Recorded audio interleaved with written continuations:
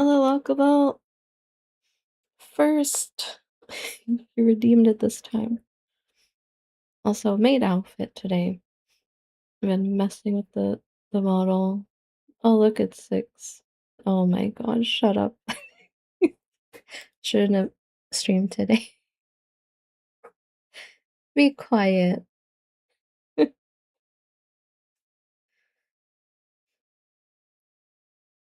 It's happening now.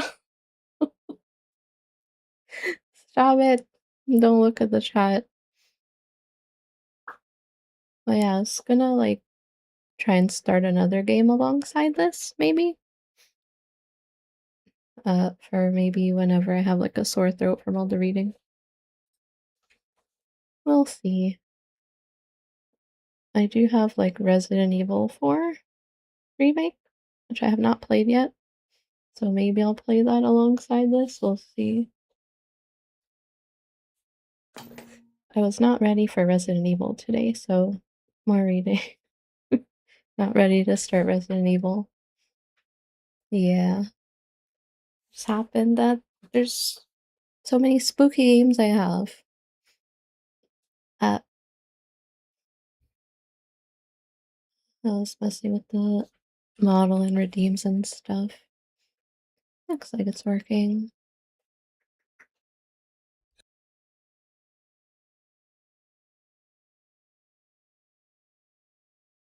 I'm gonna try and like not read the full files and maybe just some stuff from the files because there's a lot of text in this game. It's a lot of text. Hey Steve, how's it going? Yeah, the plushie is back.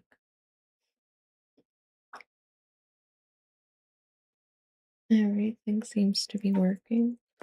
What happened last time? We're still on Yako's route. Hair full of old man Ashimiya. Right, that guy. The janitor. Who is probably that psychopath that was in prison for like 20 years. That's probably the same guy, but he changed his name. Great. Now there's so many places to visit. Well, weren't we already at the high school? Question mark. I don't know where we were.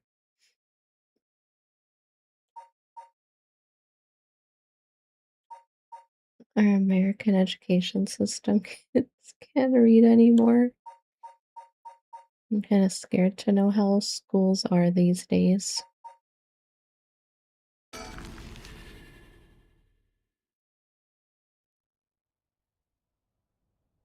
I go to the high school?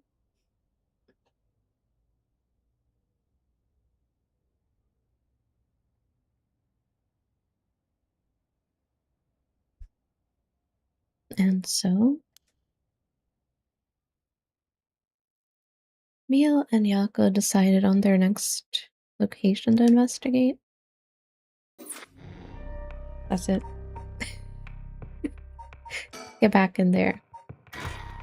Get back in there. Why did it end like that? I can't go to the school bridge? Hello, Chimpas. Can I not continue this? I cannot. What are you going on about?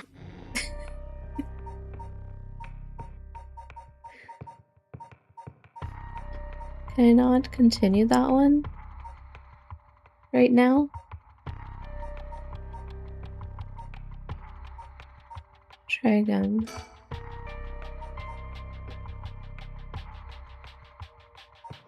Yeah, I do stream at really weird times, but I hope you have a good night. Thanks for stopping by.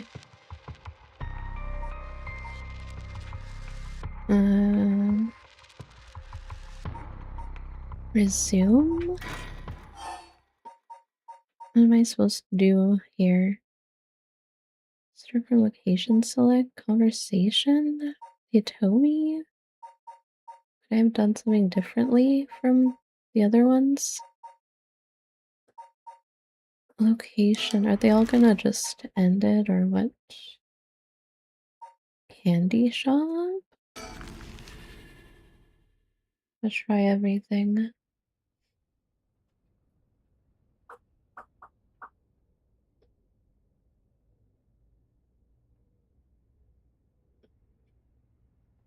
It's all the same, and so... Huh. Decided... I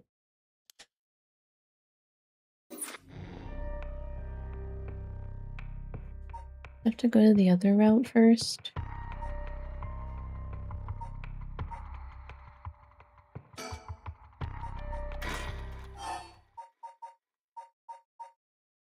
Is there something different in the conversation that I can pick? Nice. Skip. It's all the same, isn't it?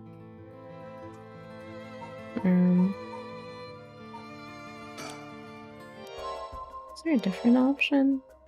I already saw all of this. Well, go up here, I guess. Sorting things out. Oh, last time this one got wacky. The guy called on the phone saying some crazy stuff to us last time. Threatening us.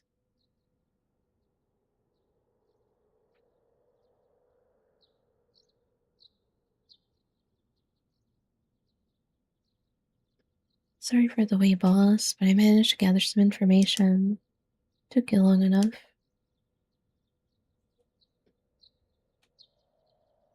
It's after the phone call the next day, or what? Forensics had finished their investigation. The body's been carried away. That said, we're still closing the park to the public, at least for the time being. This place was really giving me the creeps last night. It looks pretty normal now with the sun out.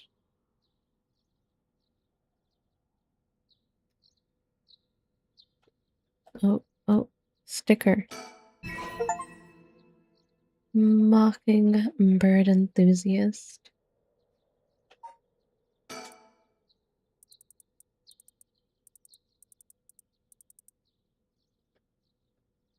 Swanalope swoost. What? I have to collect the stickers. That's how many I got so far. There's like little hints. I'm not gonna remember all these, so approach the net. Jackpot. Blah blah blah, whatever. I find them, I find them.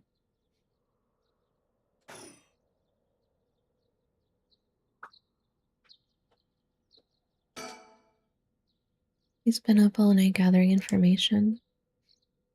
Must be nice to be young and have that kind of energy. I'm glad to have him on my side. It gave me a chance to rest up.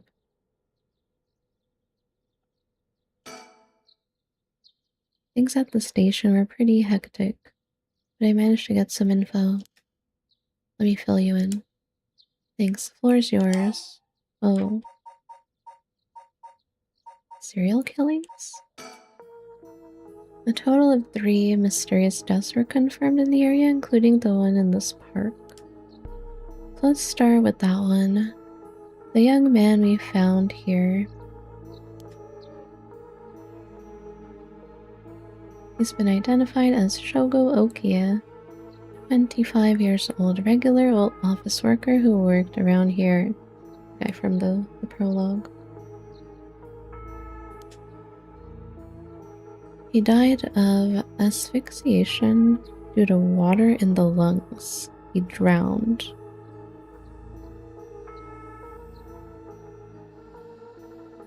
I did notice people that died in the park were like had water all over them, which was weird. How did they drown but they're in the park at the same time?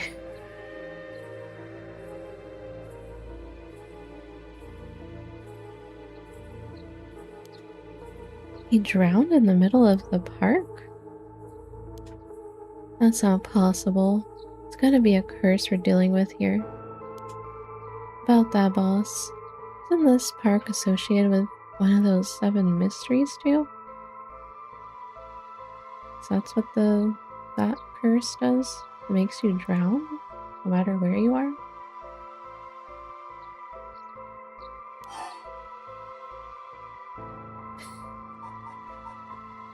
The Whispering Kennel.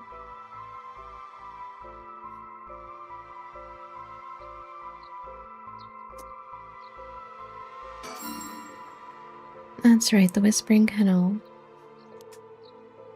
It does seem like there'd be a link between a kennel and death by drowning, don't you think? This is the prologue, dude. This is Shogo Okia, the prologue guy.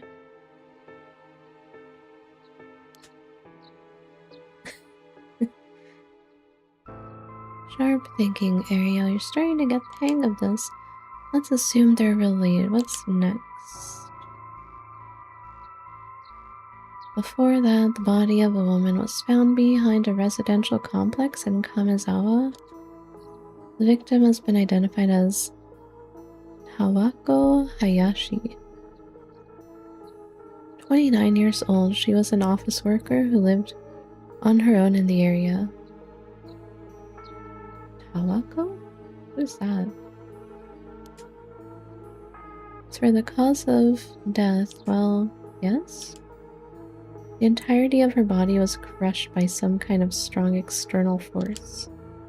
No murder weapon was discovered in the area, but considering the way she was found, we're looking for something large, flat, and heavy that could have crushed her in one fell swoop. Hang on, are you saying she was stepped on, meaning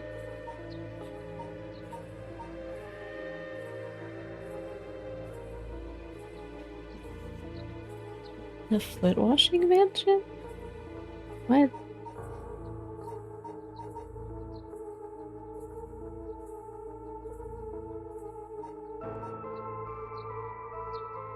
The leg guy? The foot man?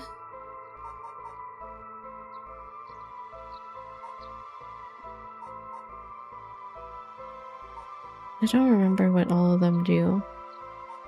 This one like chops you up. This one burns you.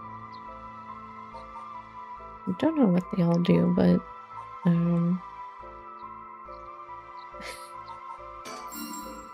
exactly. Crushing is the foot washing mansion's modus operandi.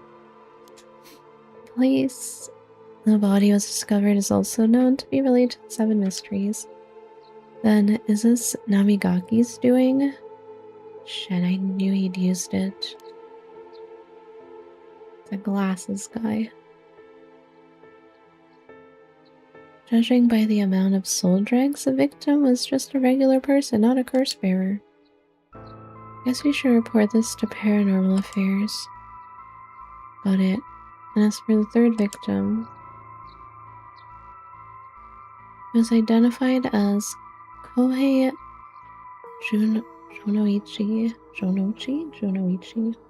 How do you say that?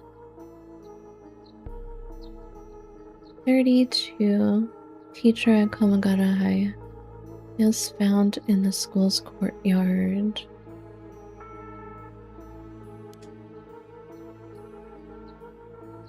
That's the one that Hitomi witnessed. Cause of death appears to be external trauma from a fall or heavy blow. The impact crushed his arms and legs. And it's probably the same thing that killed that other student. The one that they say committed suicide, but actually didn't. She probably got killed by the same thing as this guy.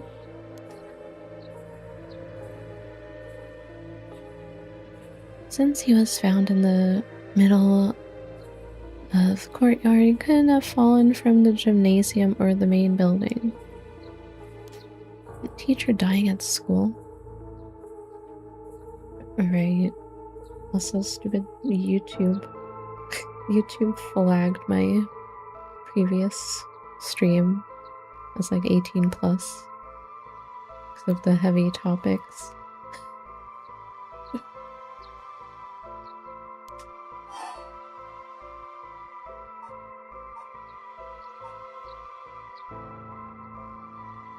Not just any school Kamigara, else is one of the 7 mysteries.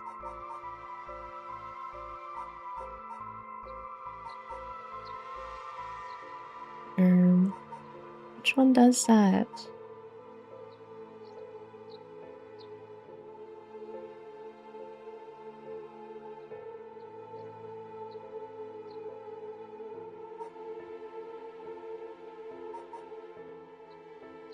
Fool's Procession. I don't know what that does. Taiko.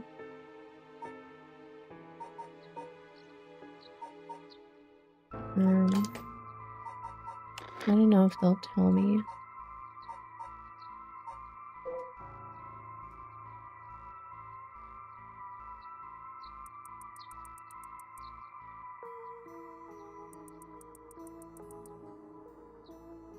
Fatal Fall? So it's that one then.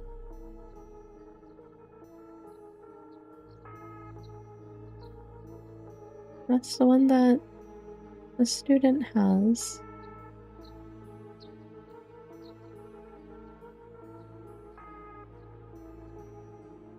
Yako has that one, doesn't she?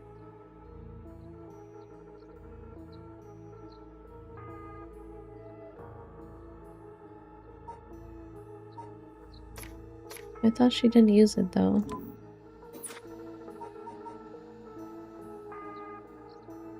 Is it that one? Right, it's where the Fool's Procession is supposed to be. It's too big of a coincidence. It's the one Yako has.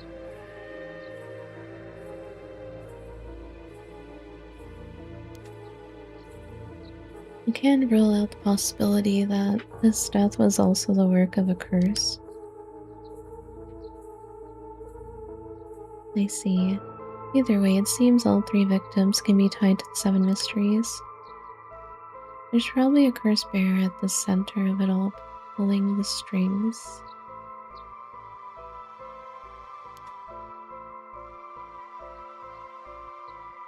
They've got a point.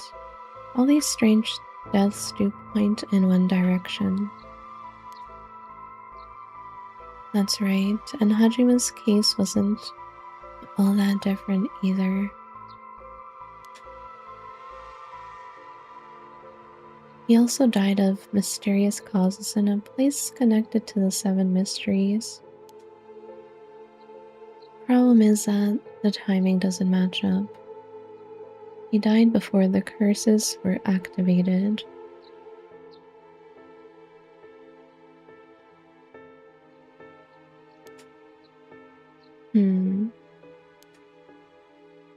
Could he have been hit by a different curse? One that didn't have anything to do with the 7 mysteries? That's a thought, but if that were the case, we'd be dealing with a powerful practitioner. One who could pull off a curse like that without using a curse stone. There aren't many people in this day and age who could do something like that. Oh really, I see. I don't know too much about that stuff. I'd be more surprised if you did.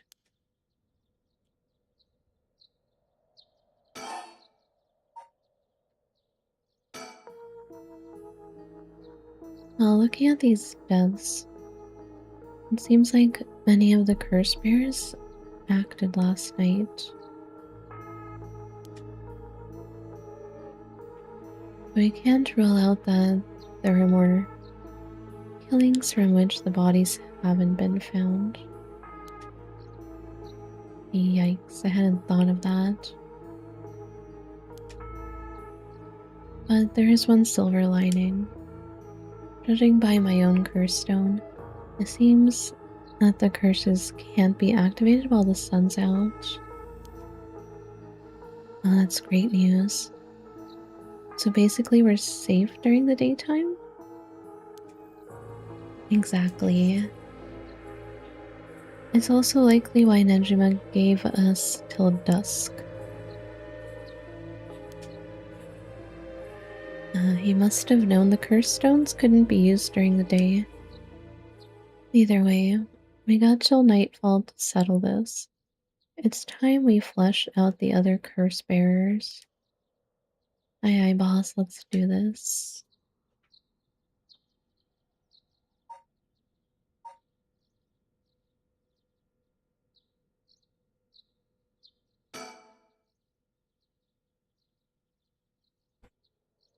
Well, we've got ourselves quite the mess. Strange deaths popping up all over the place that may or may not have something to do with the curses. We also need to keep looking into Yoshimi and Nejima. For now, we'd better start following up on the few leads we've got. Guess I'd better see what Ariel's found out.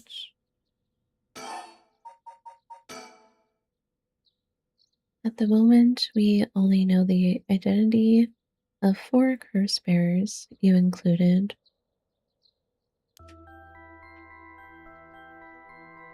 Yutaro Namigaki had the foot washing mansion, and Hideki Araishi had the ever-burning lantern.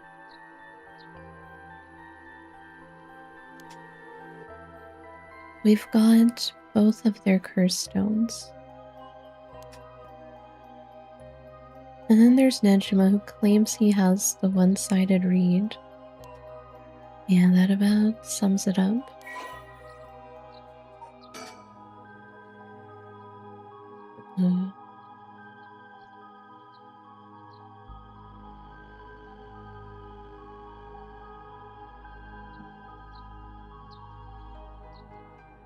Taiko, beckoning light canal.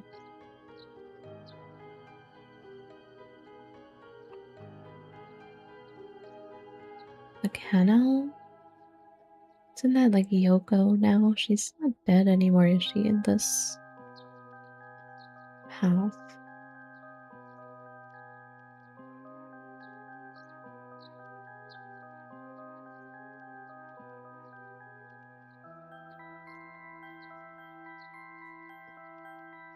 And the other two, I don't know.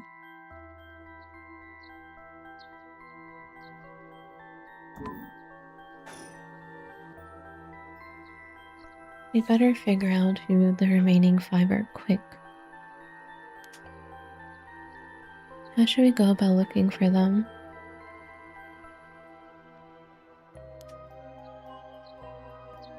There's no point in searching blindly without a lead.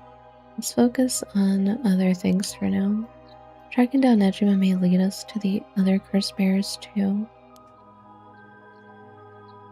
Either way, he should be our top priority. We could do some real damage if we don't get him. I also want to look a little more into Yoshimi. I got a feeling there's some connection there. Aye, aye, boss. Sounds like we've got our work cut out for us. I asked around Sumida's community safety bureau where Yoshimi was stationed. It seems like he was investigating the apparent suicide of a girl named Michio Shiraishi. Yeah, I heard about that.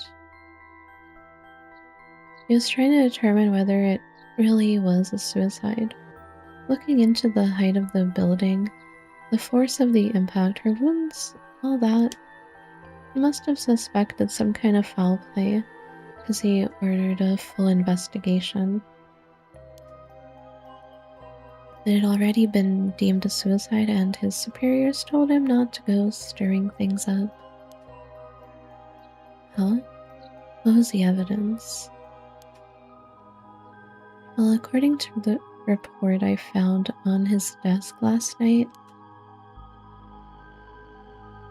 the body was found at the foot of a building, a ways away from the road. There was no evidence of vehicular collision, so it was ruled a suicide, but he thought there was more to it. Yes, a truck or other flat-faced vehicle traveling at high speeds could have inflicted similar damage.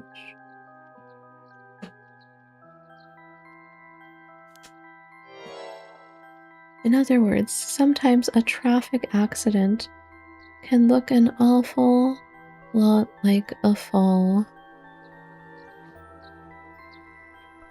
Traffic accident?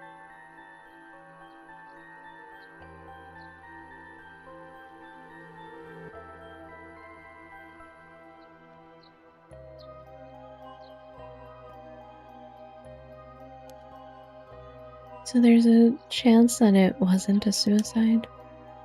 But what a terrible way to go. There were no brake marks on the road, meaning it would have been a hit and run.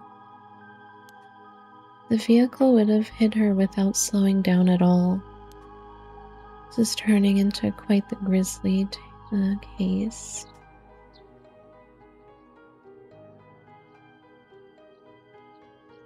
But the vehicle couldn't have come out from a collision like that unscathed. Exactly.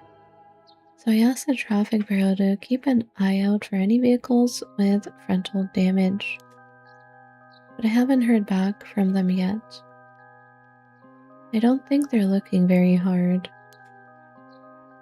So we've got no proof. That said, if it was a traffic accident rather than a suicide, it's possible that someone silenced Yoshimi because he was on the verge of discovering the truth. That's true. I think the driver is the one who did him in? Not quite. Yoshimi had already talked to forensics and the traffic bureau, right? His death wouldn't have covered things up. You're right on that. Even if the suicide was a cover-up for a hit and run, it doesn't seem like enough reason to kill a cop.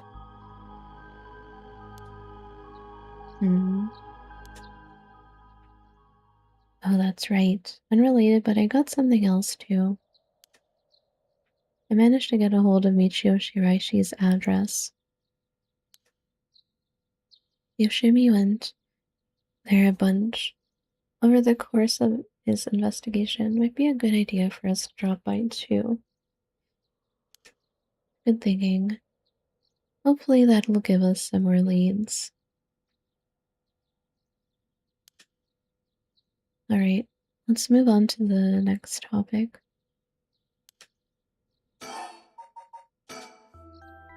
Remember the girl Yoshimi met with the day he died?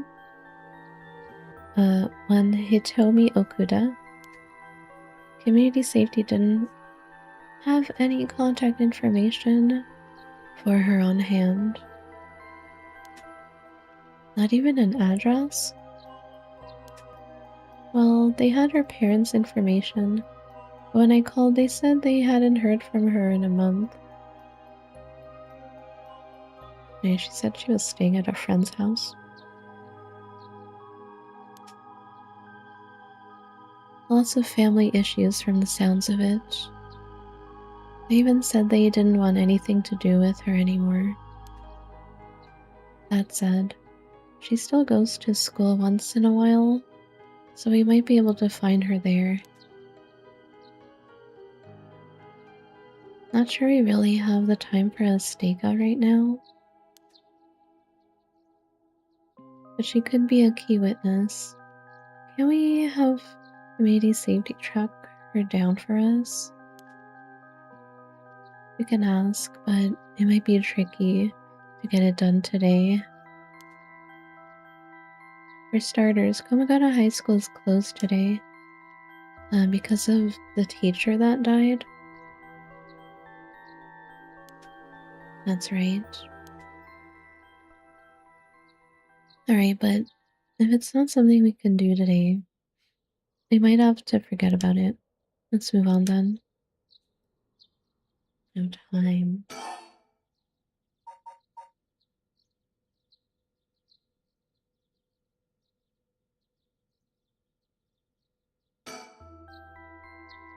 We got some information about Yoshimi's fiance from community safety. Her name is Mayu Chozawa, 27 years old. She works as a beautician in the area. Look, I even managed to get a picture of her. She sure is a beauty. But, oh boy, here it comes. But what? Community safety hasn't been able to contact her since Yoshimi died. Not by phone or at her house. In other words, no response. Dead silence. There it is. Can't things just be easy for once? Wait. This woman is on the key art. She might be a curse bearer.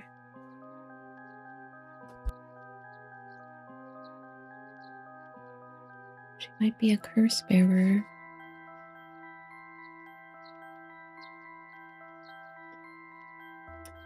It's the fiance. Their location's unknown. It's on the key art.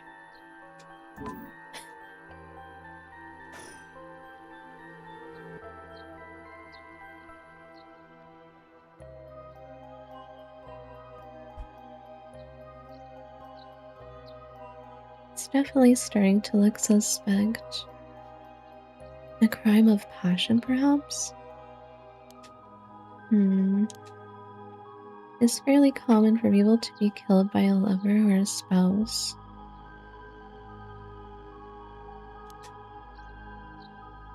But Yoshimi was well liked, and they'd been together for over 10 years.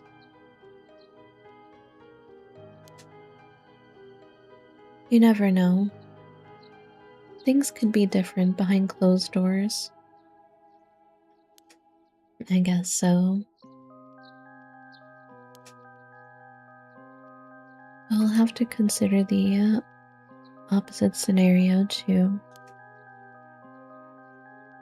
It could be that the same person who was out for Yoshimi is after his fiancée as well. She could be in danger. You're right. Either way, she's important to the case. HQ already has people looking for her. We'll know as soon as she's found. She might be a curse bearer.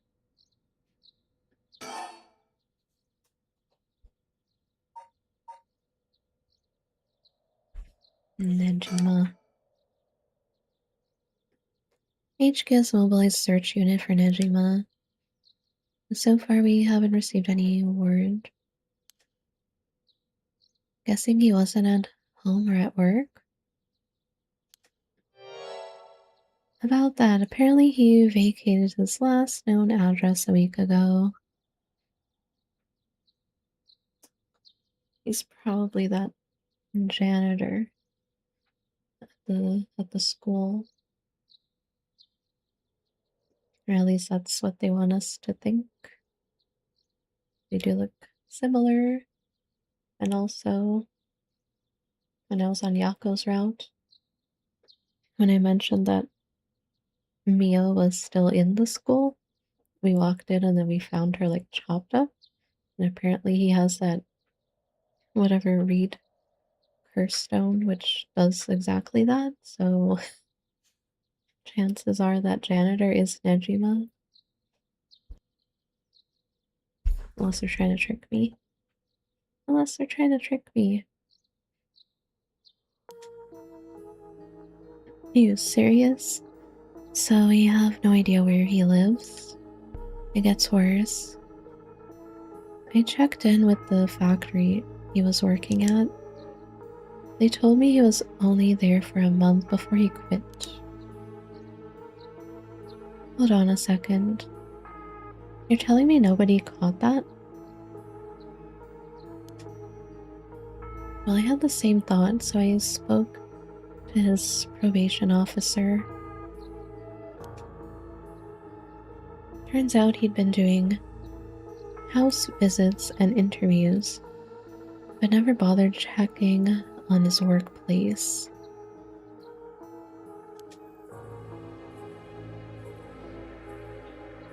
He also said he'd lost track of Nejima when he moved to a new place. Jeez, that's just sloppy. I've heard that they're giving parole to just about anyone these days because they're running out of room in the prisons. Bro. Just end him. He does not deserve to be out here.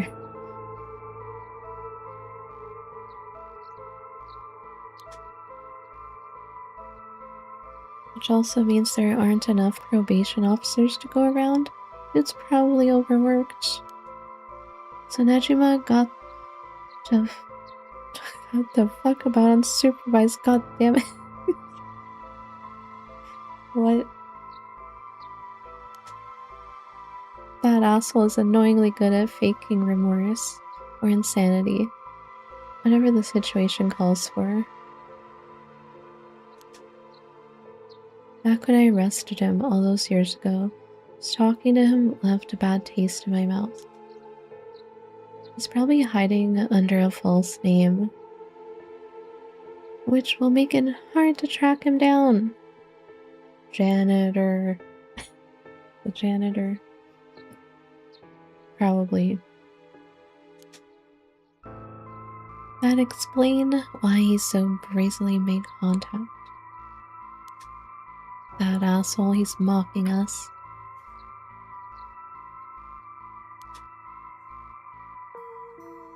Well, for now, the paperwork to circulate his name and mugshot is being filed. It's gonna take way too long. We only have until dusk.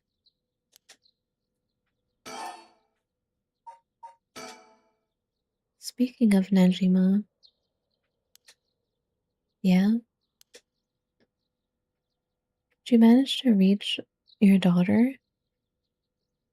It'd be best to put her into protective custody as soon as possible.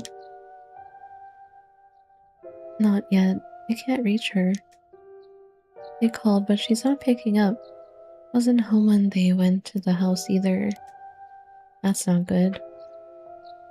Does that mean she never came home? And why weren't you the one trying to reach her?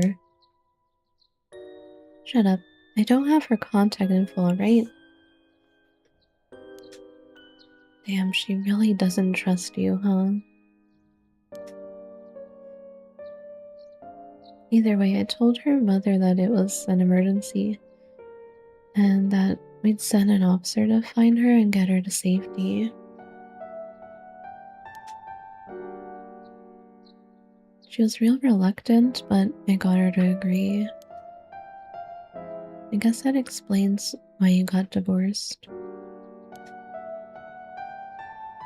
But if you, her former father, can't find her, how the hell did Nejima do it? Former, eh? That cuts deep. Yikes, sorry, it just kinda slipped out. Anyway, I suspect it has something to do with his curse echo. Back on topic already, huh? He said his curse could kill a lot of people in a short time. It may even allow him to act from a distance. I see. The one-sided read. What was that story about again? Something about a man stalking a woman who goes insane and chops her up? Right. One of the more gruesome of the 7 mysteries.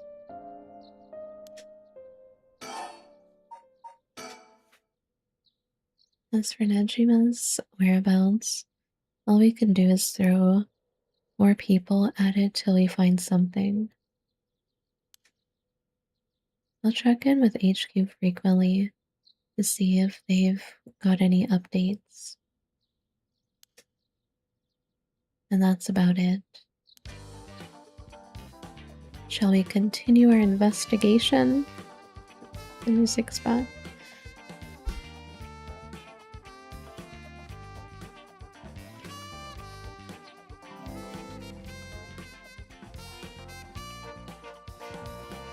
Hey, thanks for the follow.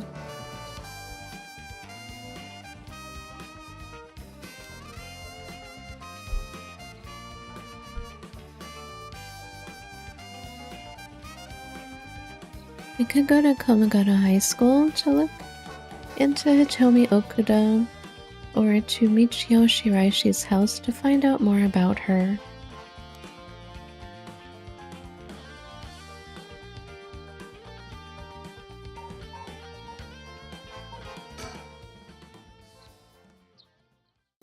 Is it time to move? Oh boy.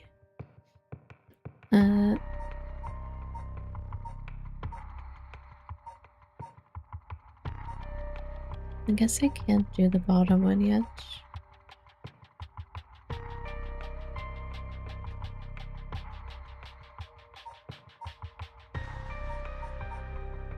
Fancy sushi. Life can be tough.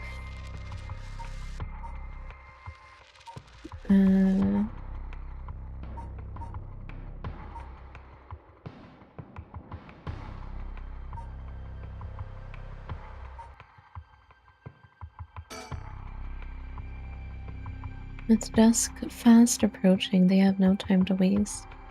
That in mind, Sumi and Ariane direct their investigation toward Komagata High School and the Shiraishi residence.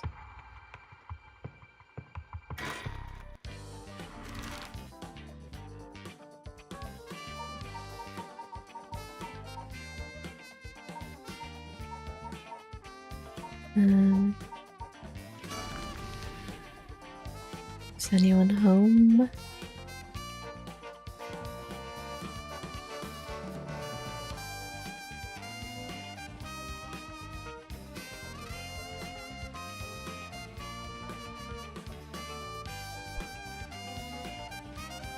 Seems like Michio's house is at the end of this road.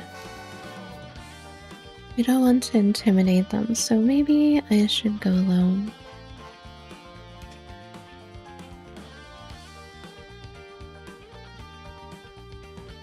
Aha. Stickers.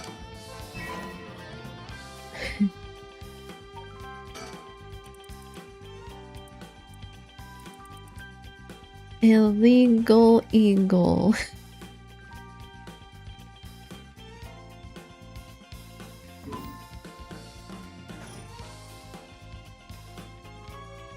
Gotta look around everywhere.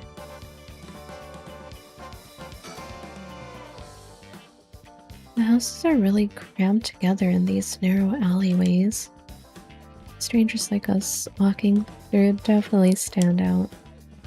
It really feels like old Tokyo. It's quiet. This place is normally pretty lively, full of people coming and going. And it seems like everyone's decided to stay inside because of the recent incidents.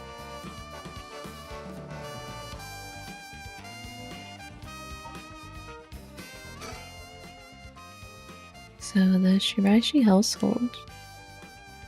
There's a chance that Michio didn't actually kill herself. it might be for the best that we didn't find her parents.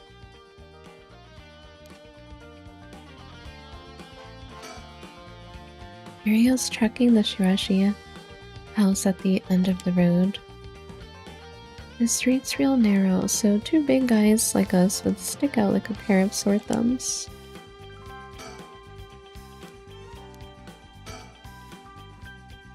Alright, I'll go check the house.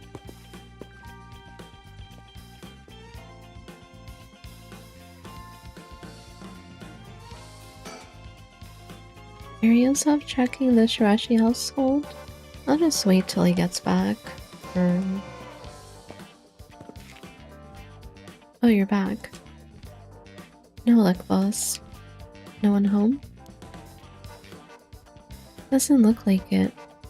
I knocked for a while, but nobody came to the door. I glanced in the windows, but there was no sign of activity inside either. And I saw about 3 newspapers stuffed into their mailbox. Maybe they're dead in there.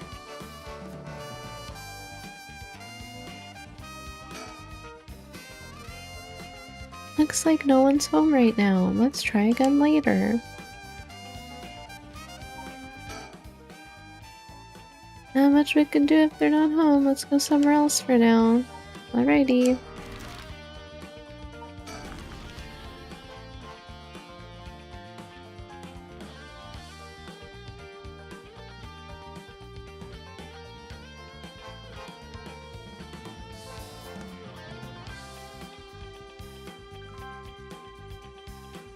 Here we are, Komagata High. Classes are suspended for the day, so the students are just kinda wandering around aimlessly.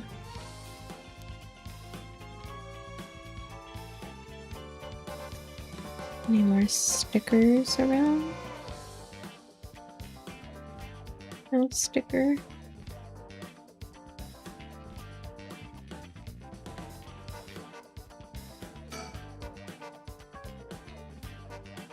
Gymnasium, which also serves as a polling place and evacuation center.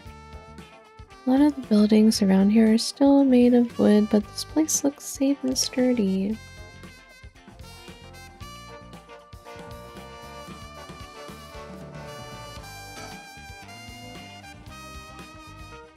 The news of the dead teacher has also attracted a fair share of rubberneckers. What? The atmosphere is kinda tense with this many cops around. Is there something on my shirt? Don't tell me I stink. I'm just staring at him. This place isn't only connected to the case because of the students. The case because the students were under Yoshimi's jurisdiction. Also the site of the Fool's procession. And of course, where that teacher was killed. Hello Aken, how are you doing?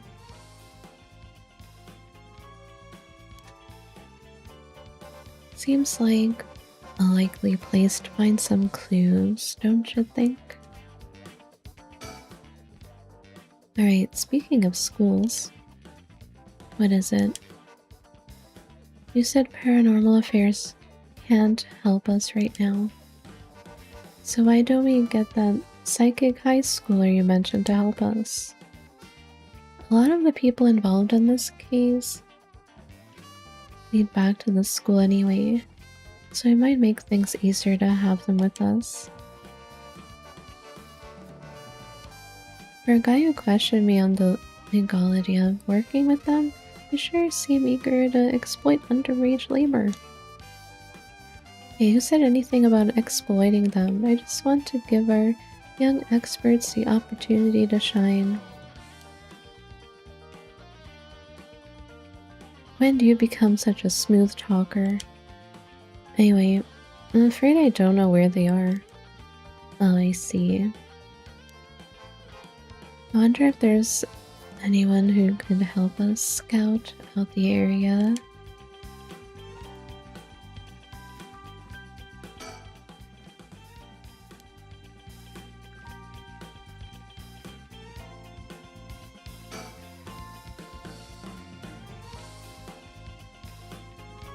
Trying to get to bed, but something pops up in the brain. Yeah, that does happen a lot. You try like reading something until you get really tired.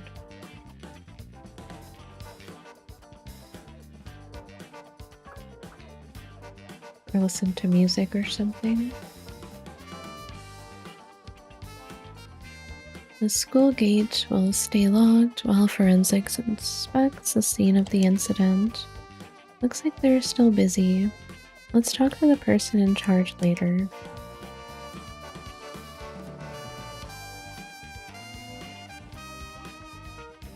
And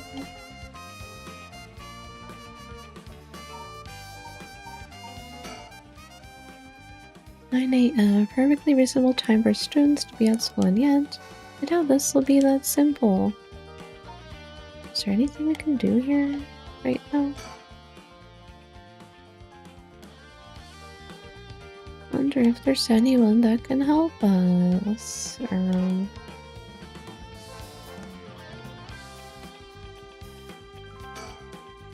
Doesn't seem like there is. School building. Yoshimi also looked out for these students as a Sumida city officer. Juvenile delinquency has been a growing problem for years now. This school is no exception. Yeah, they did talk about that a lot. It's a lot of problem students here.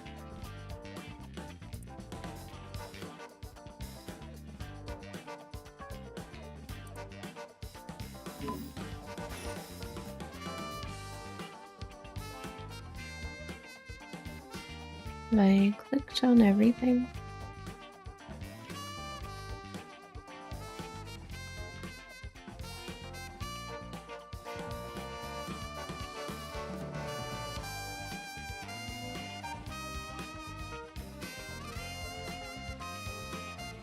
Can't do anything else here? Question mark.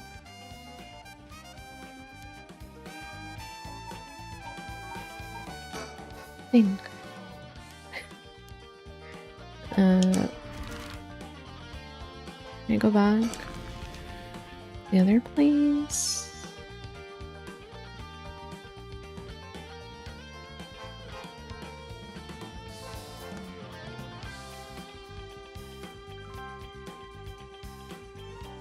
I have to go to the other route.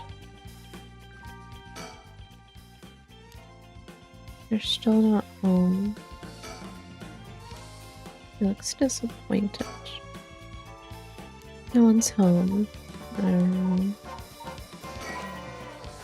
Cannot currently progress any. You cannot currently progress any further. Well, gotta go here. Life can be tough.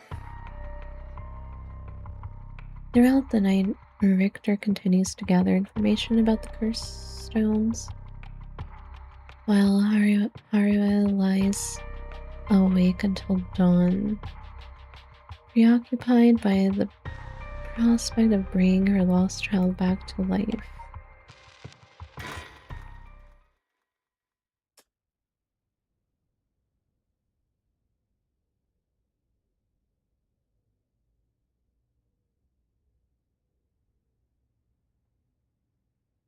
It's the only thing I can do.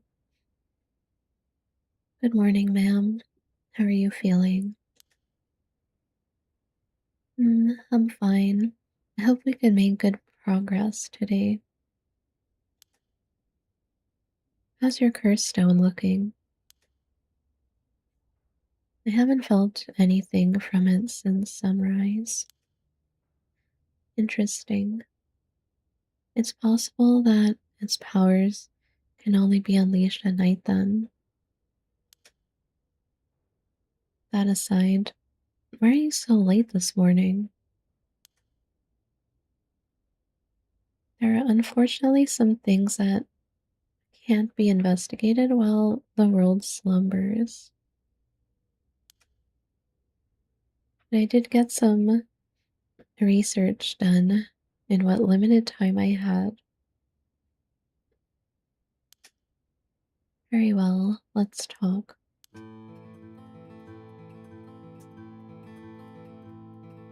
Stickers?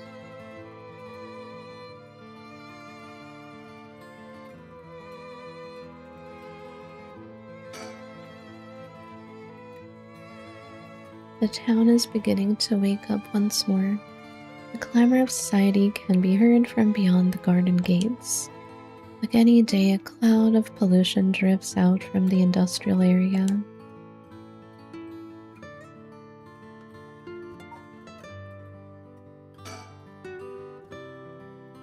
This is the old mansion where I was born and raised.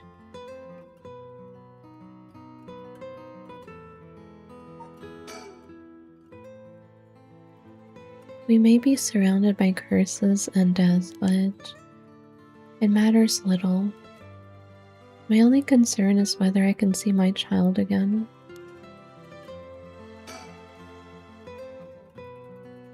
He's looking a bit tired. He must have been up all night investigating. By the way, there's something I wanted to talk to you about. And what's that? Our current plan is to steal a curse stone that's already absorbed soul dregs, but I'm wondering if it would suffice to not steal, but instead negotiate with the curse bearer and have them use the right for our purposes. Oh? I mean, I suppose that would accomplish the same, but do you think it's possible?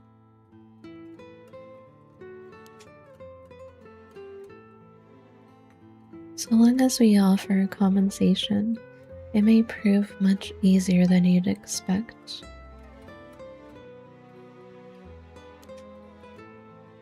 Compensation? Cash, for instance. I wouldn't be off the table for a family as rich as the Shigimas, would it? Of course. Why, any amount would be fine if it'd get the job done. I won't let monetary matters lead me to regrets the way it did back with the ransom. Okay, with that option on the table, let's figure out our strategy.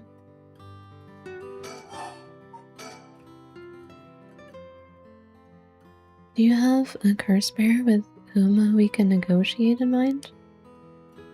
Not yet. Surprisingly, it seems the other curse bearers haven't been that proactive about collecting soul dregs. Did you see the news this morning? No, I haven't. Overnight, 3 mysterious deaths were reported in this area. They've yet to announce the identities of the bodies found, but they've been nicknamed the Honjo serial killings. It's garnered quite some attention on the streets. Oh my. Only 3? That's what I thought. Even if the victims were curse bearers, just 1 or 2 wouldn't be enough soul dregs. And for what those curse stones are capable of, a mere 3 victims seems a little on the low side. With this little activity all through the night, the curse bearers must be a cautious bunch.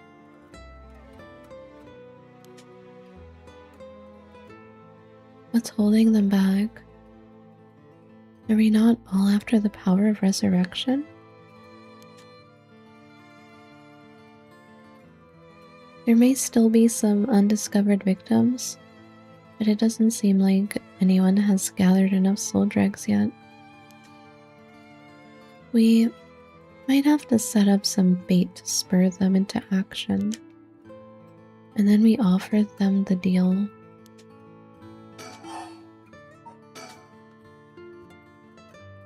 None of the curse bears seem very proactive.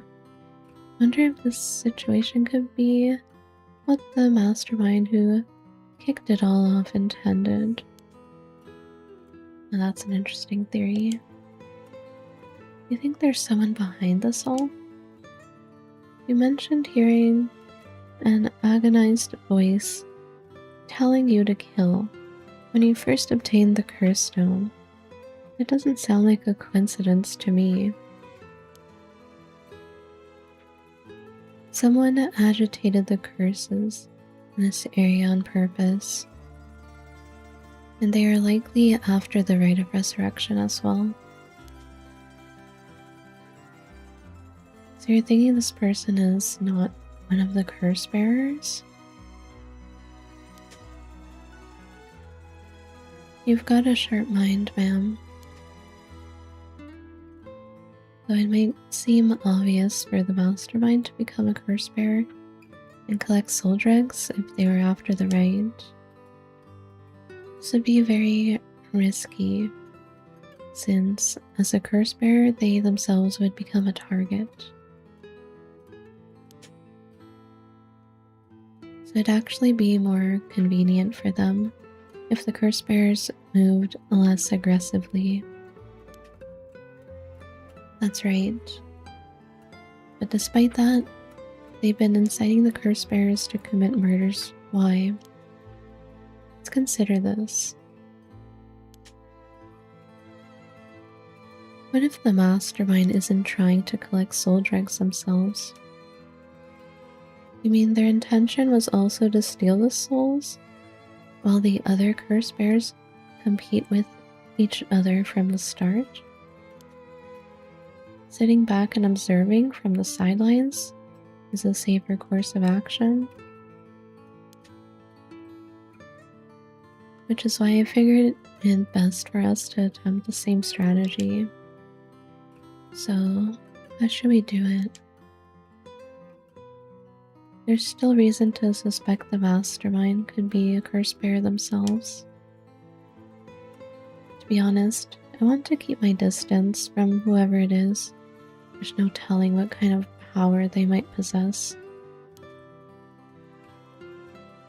Whether our aim is to negotiate or steal, we'll have to outpace the mastermind in making contact with the other curse bearers. How do you suppose we do so? At this point, all we can do is search.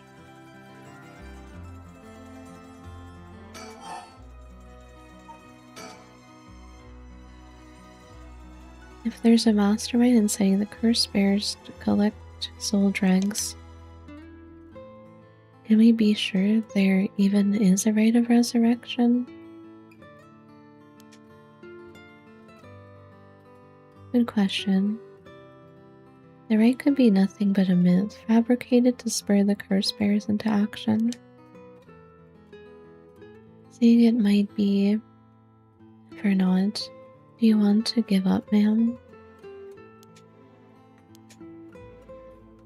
Never.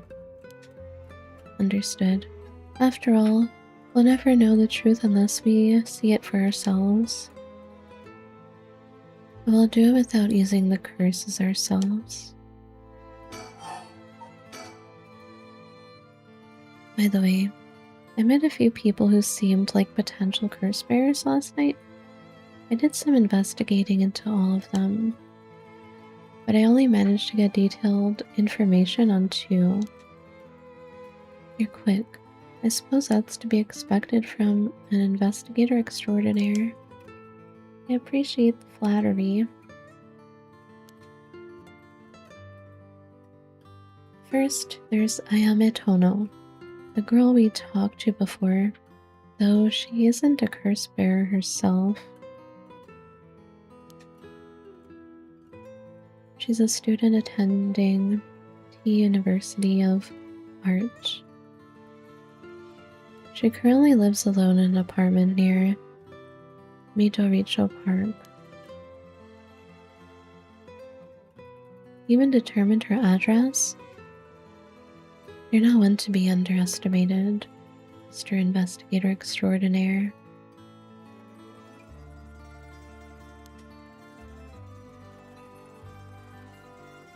I called every single university with ukiyo-e in the curriculum, pretending to be her parent.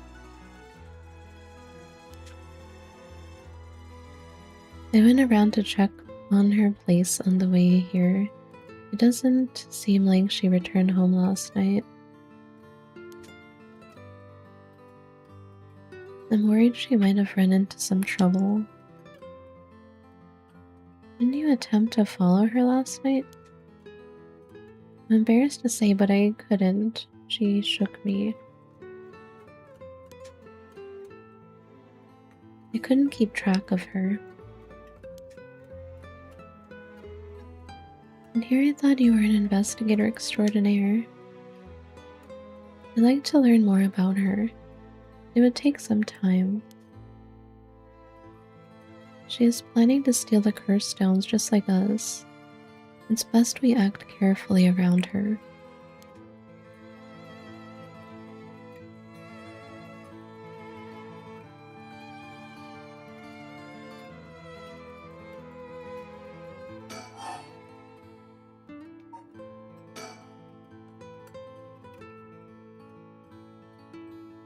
Next is the tall man, who is dressed in black.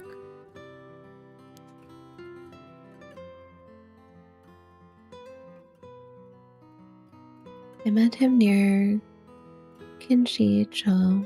He stood out with the way he dressed. I managed to get some good information from him. Impressive. What can I say?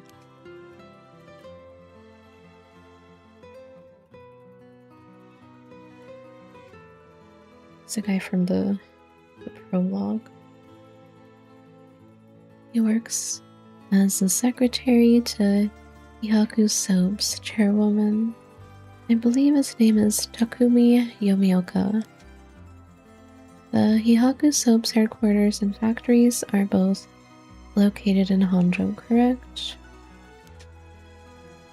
Yes, they've been here for a while, but it's only in the past 10 years that the company has shown significant growth. I remember seeing the chairwoman on the news a few years back. She seems to be very shrewd. With the increase in sales, I assumed she'd want her factories running at full capacity. But with the harsh restrictions against industrial waste, a lot of the factories with older equipment had been shut down. That's right, even 10 years ago, there were many complaints about chemical plants dumping waste into the river. Most companies back then were more concerned with making a profit than protecting the environment. I wonder what a man working for such a company would have been up to in the middle of the night. On the way here, I stopped by the company's headquarters, but they hadn't started for the day. I should have better luck later. Let's hope you will. Perhaps they're interested in seeing if the right would be beneficial for their product research into beauty and skincare. Huh, now that's an interesting thought.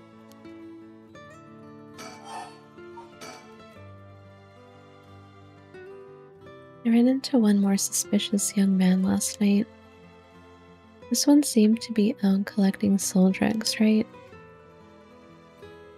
Indeed, I couldn't get a good look at him, though, and I couldn't gather enough intel to properly identify him. Well, that's a shame. I can make an educated guess, though. You know that researcher who discovered the ancient text in the Rite of Resurrection? The one that lives near here? His name is Hideki Araishi, and the man I met was very similar in stature. Oh my. Even he is involved? How awfully suspect. Considering his background, couldn't he be the one who initiated the whole affair? I think it's possible, yes. Which is why I decided to refrain from making contact with him for the time being. Safety first. Understandable. Of course, I want to learn more, but this isn't the right time to focus on him.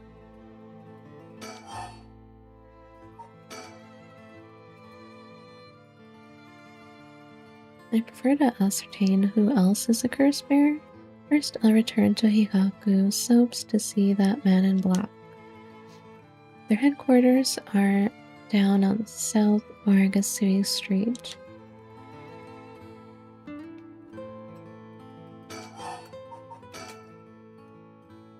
I learned something new about the criminal involved with the kidnapping.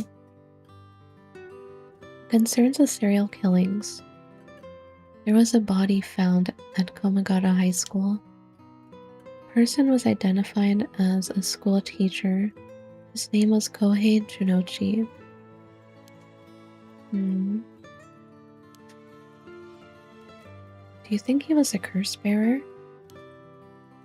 Not sure, it's possible.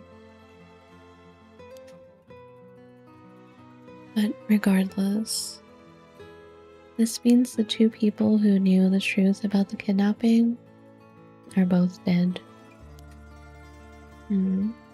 Just when we were getting somewhere. It isn't enough to make me give up, of course. Still, we don't know anything about Michio Shirashi's residence. It'd be wise to pay it a visit. Understood. I want to go there too.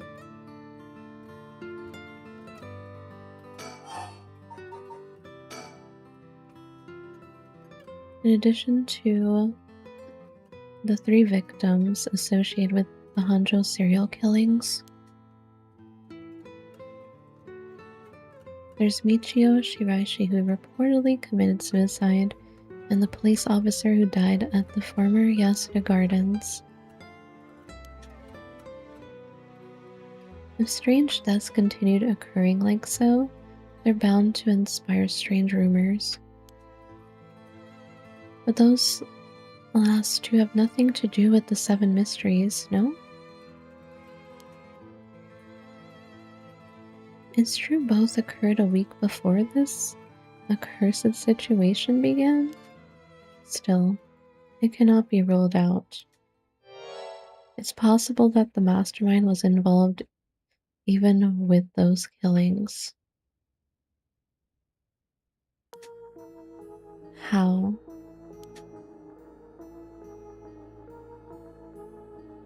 What if there were preliminary steps to awakening the 7 mysteries curses? Can we really assume they're unrelated just because the timing doesn't match up? Or rather, the police officer's death is so baffling that it'd be easier if it were connected to these curses. The victim wasn't the type to be caught off guard easily. You seem to know a lot about this. I suppose we weren't strangers. My personal feelings might be wrapped up in this one too. I see. If you were to investigate this matter more, you might get a lead on the mastermind. You're right. I wish to focus on the mastermind's identity to be a fine starting point.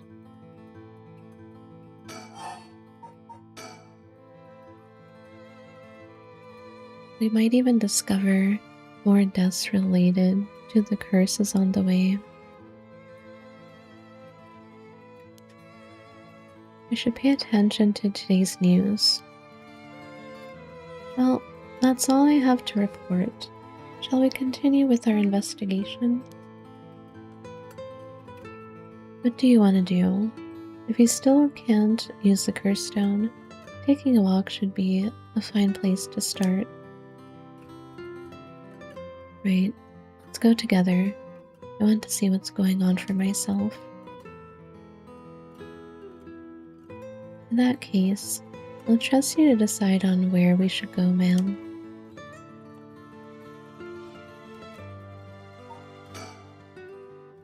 Where should I go to begin my search? Which places have stood out to me most so far?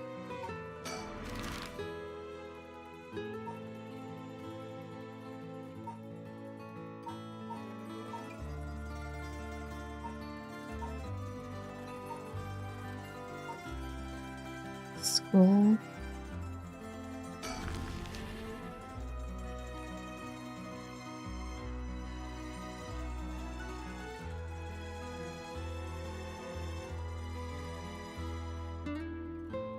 Here we are at Ground Zero, Kamagata High School. I guess it's logical that the police has got this place shut down. The teacher's body was found here after all. It's as if the students have nowhere to go now that the school's closed.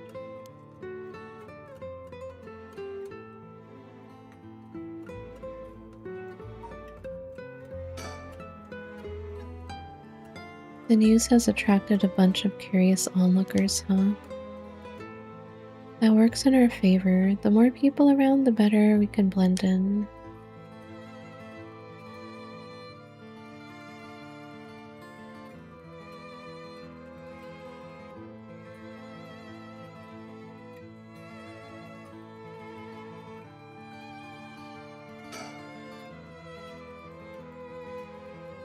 It seems the officers are still inspecting the scene. Entry has been strictly prohibited.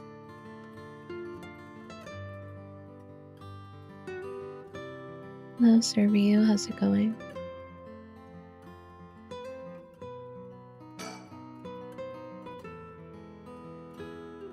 He appears to be wary of those police officers. Maybe the police really do have something against private investigators, just like in those detective novels.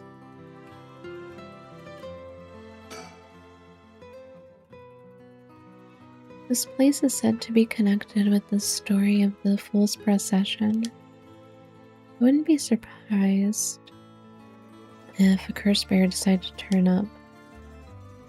However, we need to find out if that teacher was a curse bearer or not.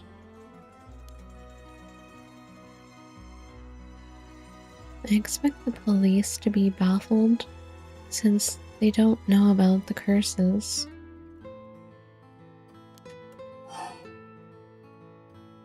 I can ask around and see what the students have to say.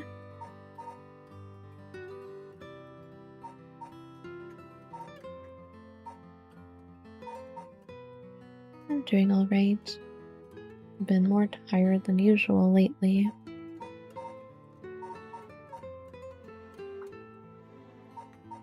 But I'm fine. Inquire. I inquire?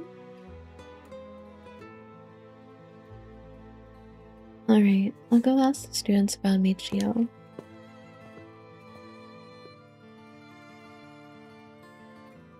I'm back, ma'am. So what did you learn? That school kids sure love a good rumor. I was practically drowning in stories about Mr. Jonichi and Michio, most of which seemed dubious at best. Not surprising. Most of what I heard was hardly worth a second thought.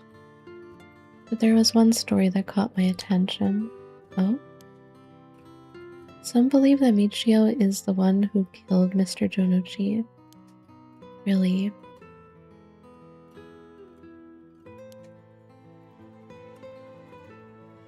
The story's got two pieces of evidence to back it up. One of them wasn't news to me. The Apparently he's been mumbling that Michio was going to kill him for some days now. A fellow teacher overheard his mumblings and told the students. And then it spread like wildfire, I suppose. Rumors that juicy don't stay a secret for long. As for the other piece of evidence, a pig-tailed girl in her school uniform was seen around school late last night. Hitomi said she saw that too, but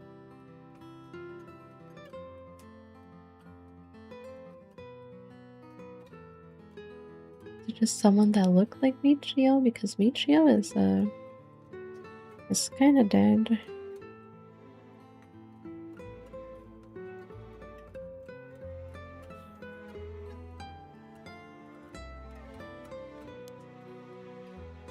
And go on.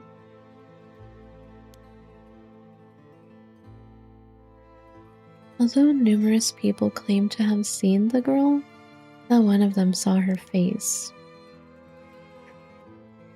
Some are proposing it was Michio brought back to life, or that it was her vengeful spirit. Or someone's trying to look like her, question mark?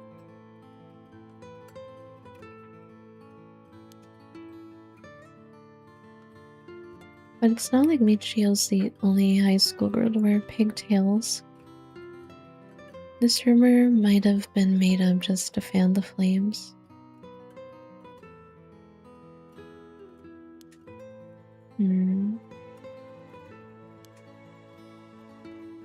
But if it were true, I'd want to get a hold of her in order to hear her side of the kidnapping.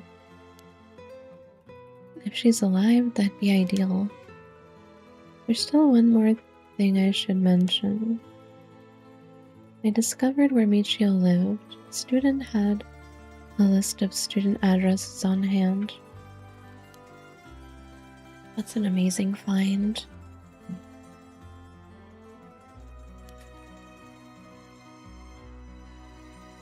I believe all of the students actually have a copy of said list.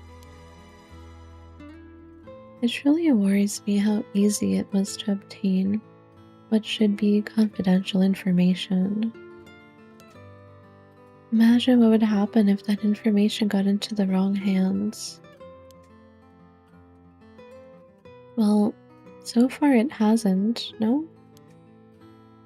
Sure, let's hope it stays that way.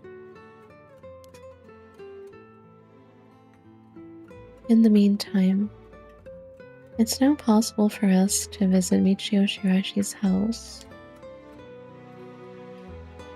Well, I went there earlier, but no one was home, but maybe there is now, question mark?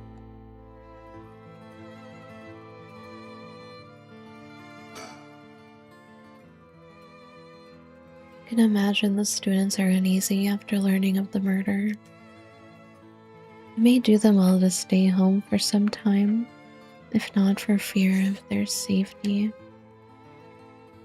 The police are probably too wrapped up in solving the case to be concerned about the students' mental health.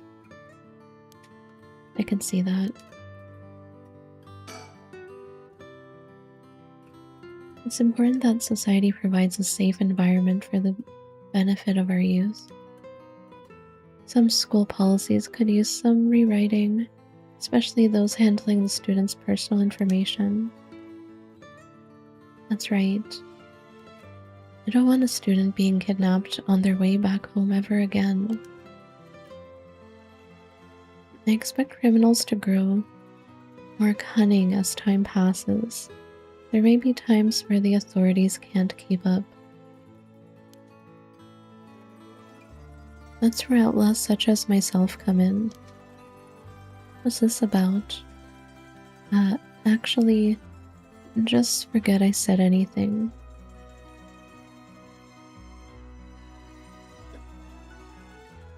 Someone he know got kidnapped before? No one did anything about it, maybe?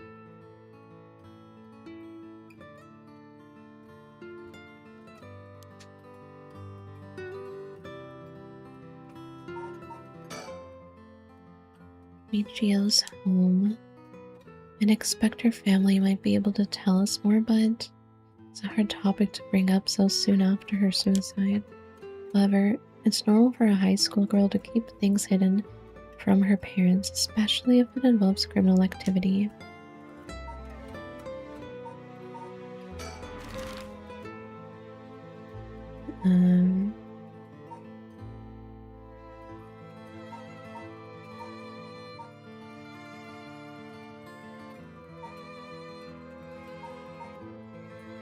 I'll go down there too. I don't know if it matters which place to go to first. And go see if they're home or not.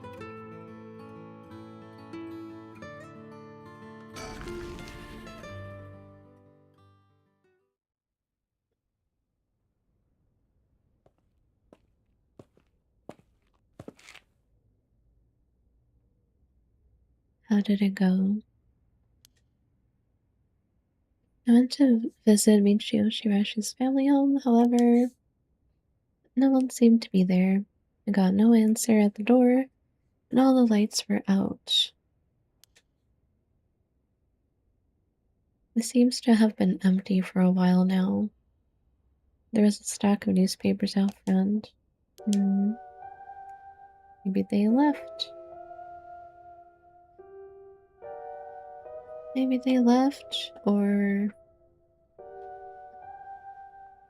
maybe they're dead.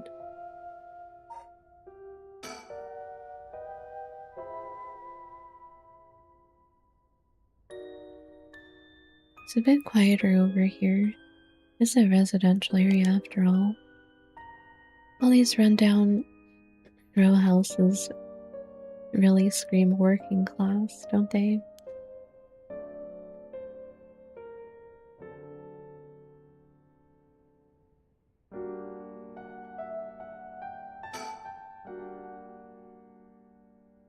I don't understand why no one's come to this house even after Michio committed suicide. I wonder if this place is okay.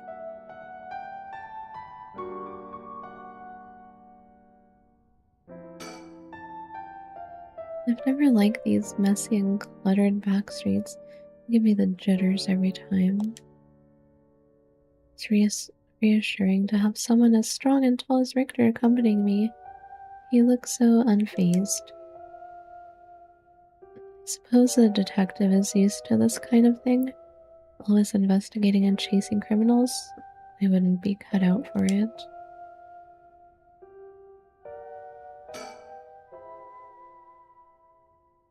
Social connections run deep in working class areas like this place, so I decided to talk to the locals.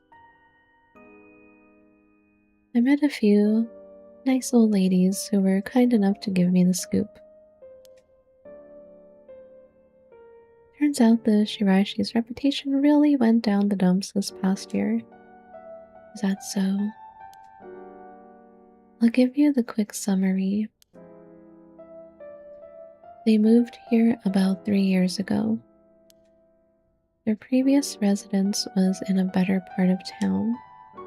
Michio's father died in a car accident, leaving behind just the two of them. Michio's mom, Toshiko, now a single mother, relocated here. At first, they got along with their neighbors, many of which were in similar situations, helping and being helped in turn. So far, so good. What happened? Well, as I said, the reputation began to go downhill about a year ago. A man recognized as Toshiko's common-law husband had moved into the household.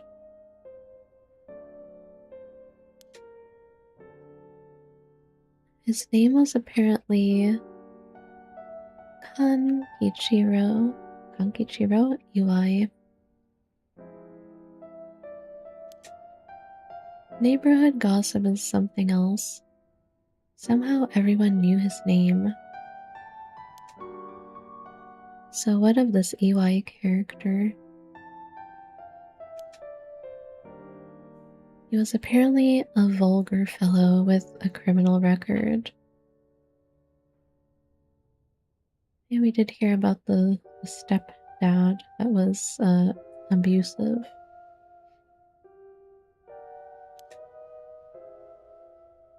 He was prone to violent outbursts. The neighbors often heard screams and shouting coming from the home. The neighbors took particular notice of Toshiko's screams pleading with him to not hit Michio. That's terrible.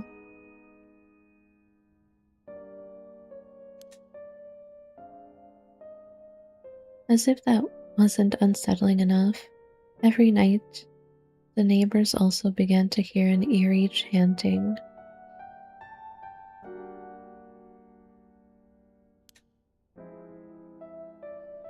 Through this, the Shirashi's standing in the neighborhood plummeted rapidly. I don't like this shadow appearing in the back and disappearing.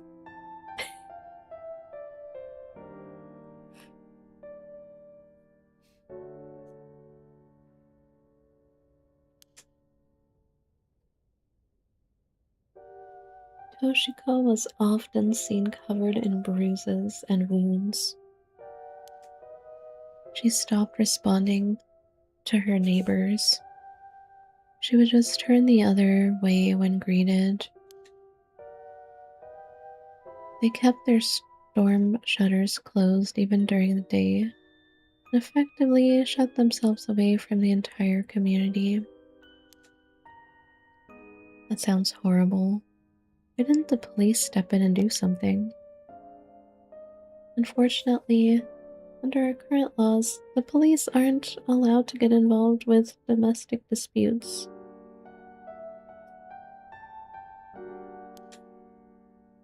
That's awful. And then Michio reportedly killed herself. Things only got worse with EY, and Toshiko was admitted to the hospital for physical and mental abuse. Ever since EY hasn't returned to the home, many locals expressed sympathy for Michio's circumstances, but just as many were fed up with the Shirashis entirely and seemed relieved that things finally quieted down again. It seems that they were still considered outsiders even after 3 years of living here. I don't understand it. Why would Toshiko have gotten involved with such a brutish good-for-nothing in the first place? I've heard many stories where one partner's personality is a complete turn after entering a relationship.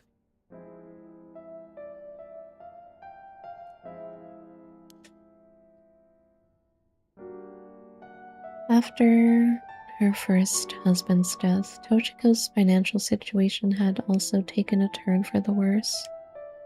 She was determined to send her daughter to a good high school. It's possible she fell victim to sweet promises. Life can be tough, I suppose. You don't seem moved by this story, ma'am. That's fine. People have all kinds of stories.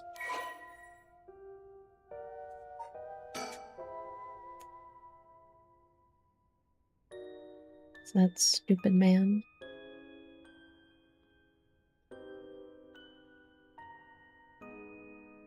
Common law husband of Michio, Shirashi's mother, Toshiko.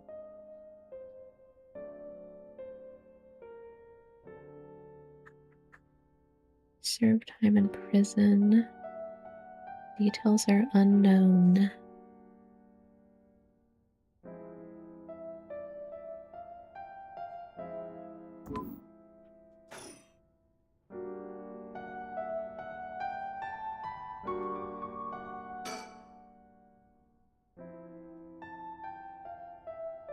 The Shirashis certainly hadn't lucked out with theirs, bringing such a violent man into it.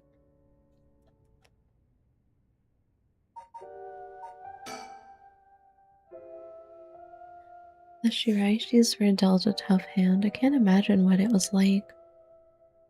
Could it be the girl was forced by her circumstances to take part in the kidnapping?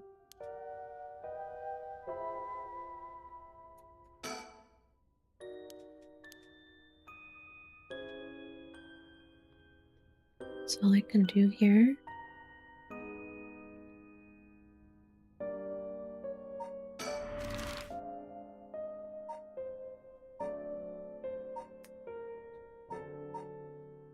Go to the street.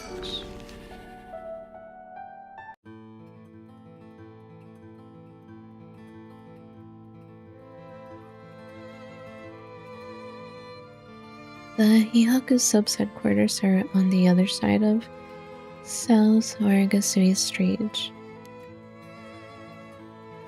They were closed when I visited this morning, but it appears things are up and running now. I'll be recovered well after reading 6 hours out loud the other day. Partially.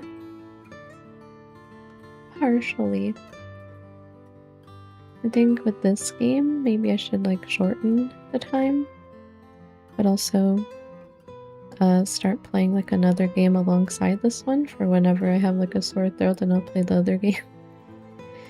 That's what I did the last time I played a visual novel. I played it like alongside other games, so I'm not like reading almost every day. So much stuff. I do have a Resident Evil 4 remake, which I have not played yet, so maybe I'll play that.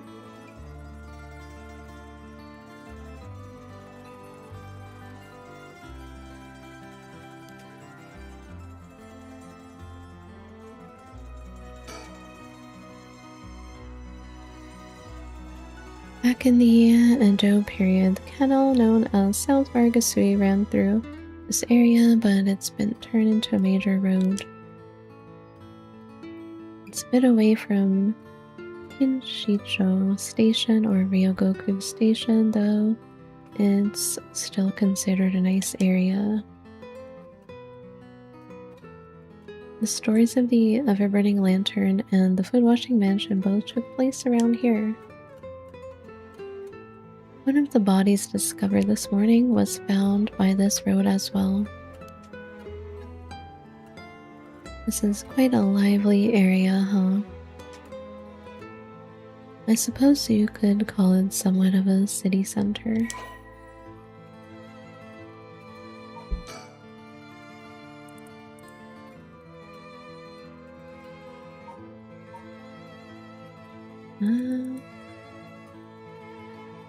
Partitioning ditch refers to a waterway dug down in the middle of the road to divide it.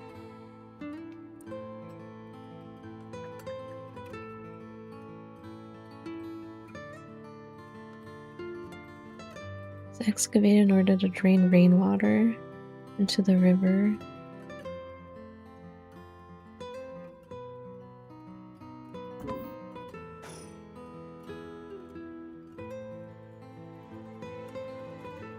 Any hidden stickers? No. No?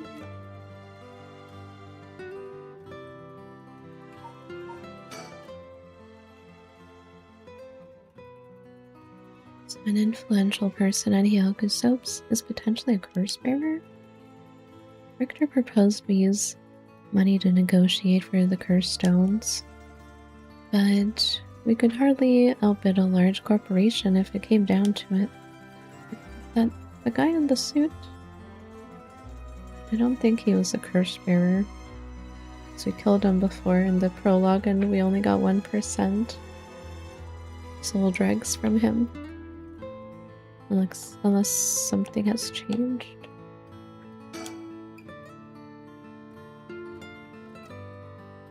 Tells me he barely slept last night and yet he seems to be brimming with energy.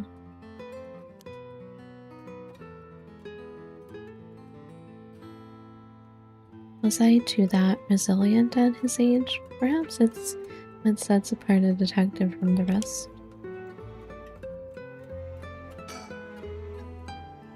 To think a small soap-making company can grow so much in such a short time. They have factories and warehouses throughout the area now. You can see why director and now chairwoman Natsue Yamamori is called the Queen.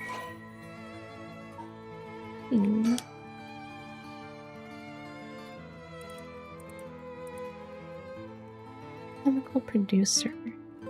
Ranks as the 4th largest in the domestic detergent market, 7th largest in the cosmetics market.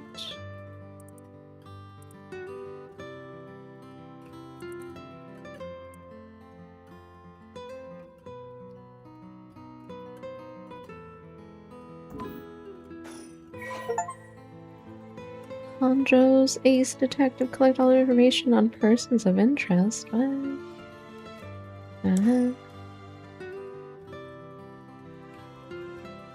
You mentioned that Takumi works as her secretary? That's correct. You think it's possible he's acting on her orders? That's exactly my thinking. A curse bearer with both money and power could certainly look at resurrection as their next prize. Negotiating with a person of that stature may prove difficult.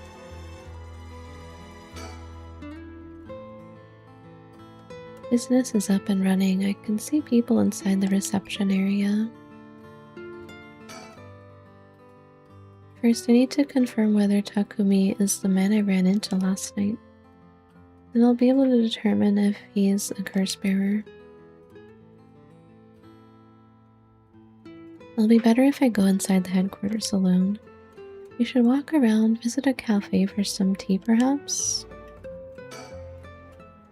I'm going to go in. I may be a while, so feel to find somewhere to kill time. Okay, good luck in there. Feel free. Sorry to keep you waiting. How did it go? I'll fast forward to the conclusion. I met with Takumi. There's no doubt he's the same man I saw last night, but it doesn't seem like he's a curse bearer. That doesn't mean he has no connections to the recent curses. He knew about the 7 mysteries. He even guessed we have a curse stone of our own. Excuse me?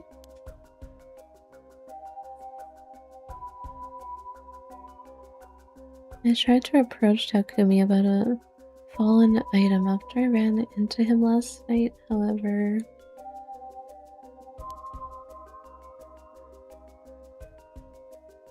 You said your name was Richter, correct? I have a favor I'd like to ask of you.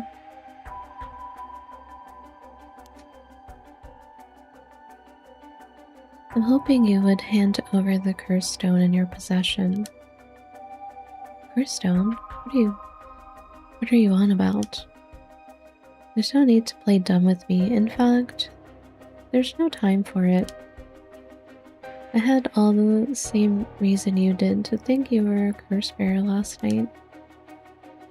And your arrival here only confirms it. You are a curse bearer, no?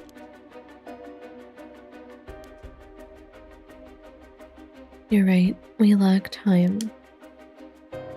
I'll confess, I'm a curse bearer. I possess the curse stone of the haunting clappers.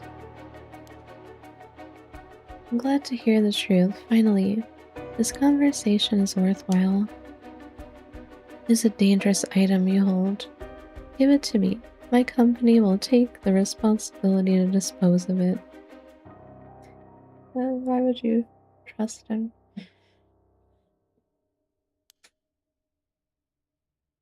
I didn't know the soap business specialized in scrubbing curses clean. It is the prerogative of Miss Yamamori. Is that so? Assuming you've obtained the curse, you understand the power it involves now? Miss Yamamori possesses supernatural powers akin to those of a god. What?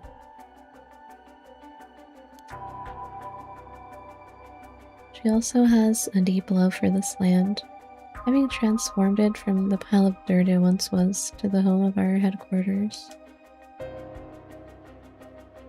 She could not stomach the fact that it's now the site of these curses run rampant. So you're telling me the Queen of Hihaku is a real-life witch?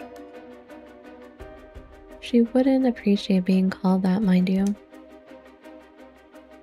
There's a sorcerer by the name of Suigen Gamyodo who's gallantly working behind the scenes, exorcising spirits and the like. Sorcerer?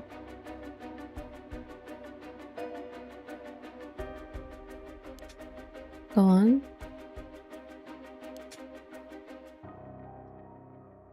That being so, there have already been instances of the dead coming back to life. Do you understand the urgency of this matter? These are curses we're speaking of, tools which are used by wicked beings to possess people. The rite of resurrection is nothing but a fabrication meant to seduce the curse bearers into unspeakable action. If you truly understand what I'm talking about, you must hand over that cursed stone at once. Very interesting. With that said, just how many cursed stones have you acquired so far? If what you tell me is true, surely the company would have launched a large-scale search by now. We have 6. Don't lie. 6? Whoa, I can rest at ease then. And there I thought I was at risk of being cursed. It seems we're on the same page. If that's the case, you should hand over your curse stone immediately. I'm sorry to disappoint you, but it's not actually in my possession at the moment, considering its importance. I've been keeping it in hiding. Really now? Then I'll accompany you while you retrieve it. I'm sorry, but I've got something important to attend to. I promise I'll return with it later. Very well. But you won't refuse to provide your address and telephone number, I presume? How prudent of you. I'll oblige. Get out of here. 6, he says. And that's how it went.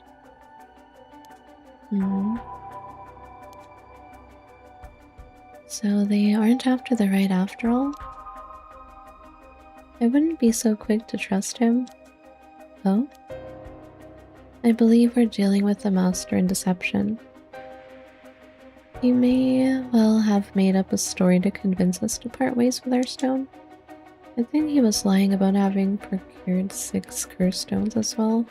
Like, really? 6? That's excessive. Well, now I feel gullible. The company is plotting something. I wonder what they mean to do with the cursed stones. Threaten everyone. Buy our soaps.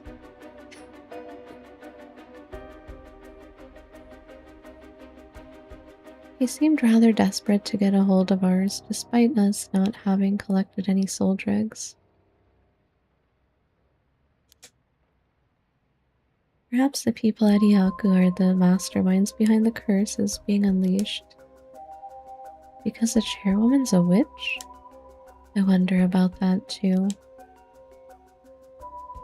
If she really were that powerful, would her secretary have divulged that information so casually? Takumi was either making it up as he went, or he's trying to spread a rumor. For what purpose would he do that? Recently, people have been caught up about the occult more than ever before. If word spreads that Ihaku's chairwoman has godlike powers, she could very well benefit socially and politically from that mystique. That's unsettling. A witch.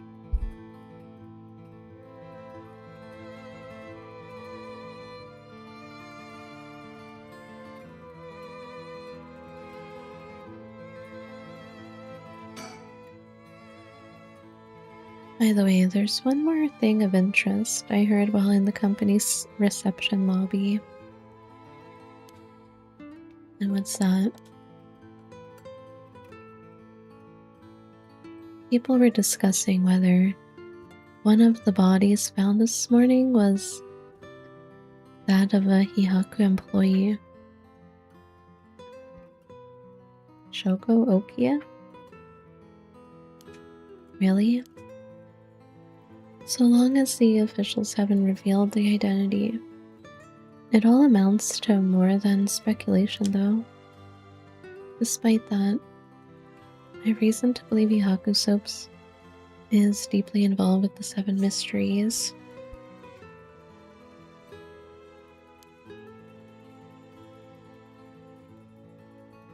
At the very least, I can assure you I've gathered that much. The more we know, the better our negotiations will go.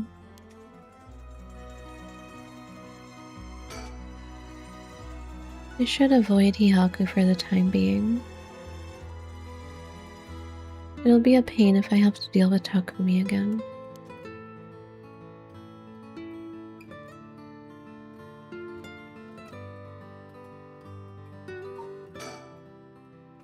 Interesting that the Queen of Hihaku, or the witch, whatever she is trying to get her hands on the rite of resurrection.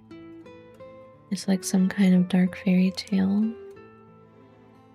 Regardless of what it is or isn't true, we must stay one step ahead.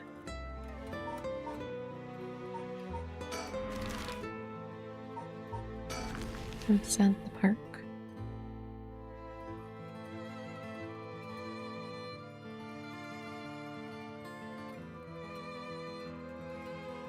We're here. This is Midoricho Park.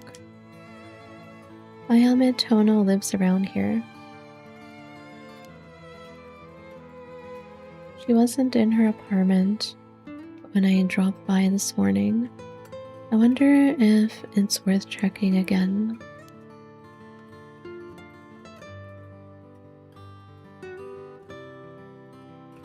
Sticker in the tree. Oh, good going, ma'am. You found haiku. That's a rare one. Is it now?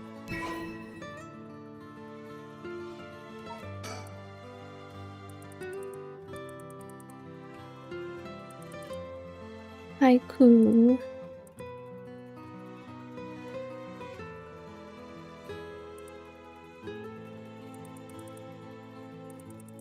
Funny delinquent birds.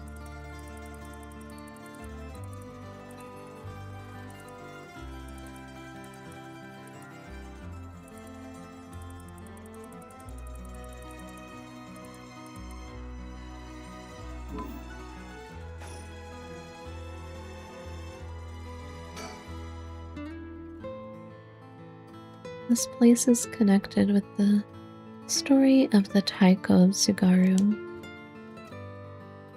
Not only that, Katsushika Hokusai's home was also in this area. That might be why Ayame chose to live here.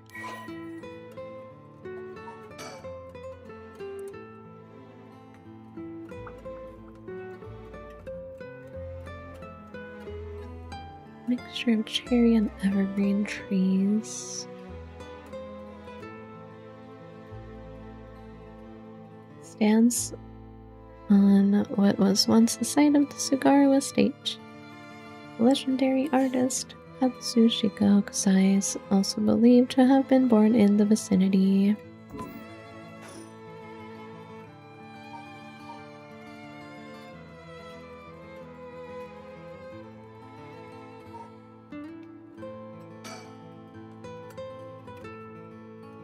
It's always heartwarming to see children playing in the park.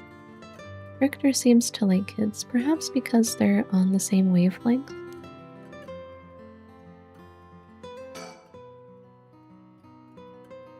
It seems picking up Ayama's trail is out of the question for now. Why did we even come here? I don't know. There's a sticker. We won't get much done standing around here. Why don't I go and check out Ayama's apartment? You don't mean to speak with her, do you? No, I'd prefer to get an idea of what she's been up to. I'd like to see whether she's been home or not, just to potentially get a trace on her movements. Then be my guest. Okay, I shouldn't be long.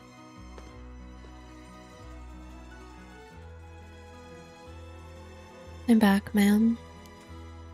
So, nothing? I'm afraid so.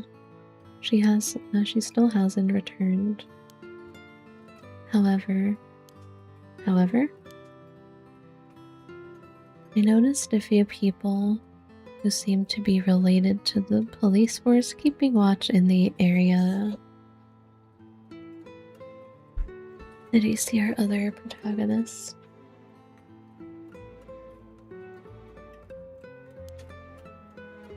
I don't know if they got eyes on her apartment, but they do appear to be watching the building it's in. Interesting. I've got a sharp eye to have noticed them despite them being so covered. What can I say? It's part of the job. However, it meant I had to refrain from knocking on her door or looking through her windows. I wasn't able to check her electric meter or mailbox either, unfortunately. You were planning to go that far?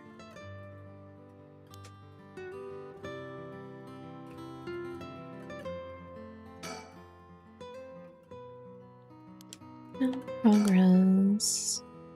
What a waste of time. We should move.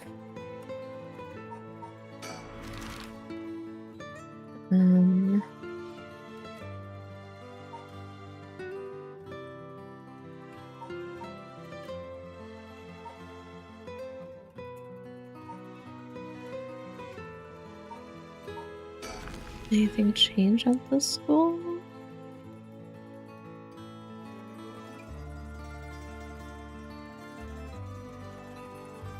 Haven't been any developments. Nothing has changed.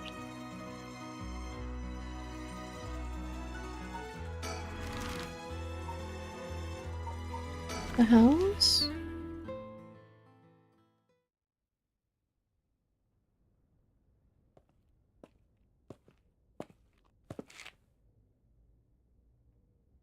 I doubt anyone's still living there. Don't zoom in like that. Oh, so you came here too. What is it? uh, could you repeat what you know one more time for me, Richter? Hello, guys. Oh, well, that one's, locked.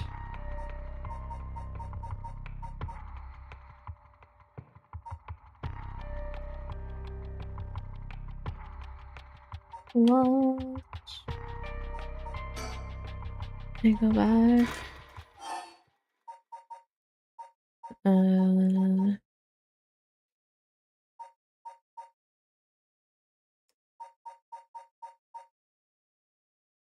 Resume? Question mark? I do this one?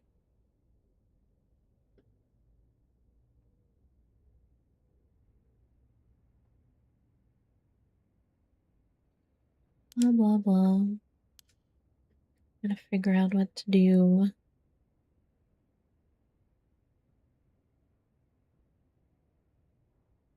This was earlier though.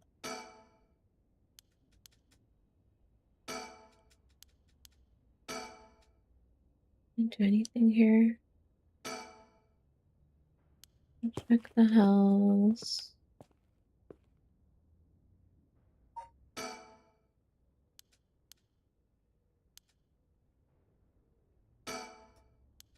We have to go to the other route.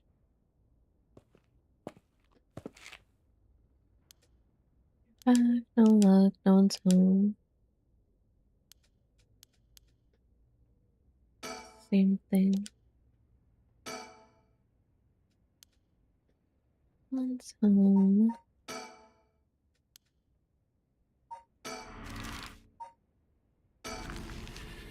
What do? What do?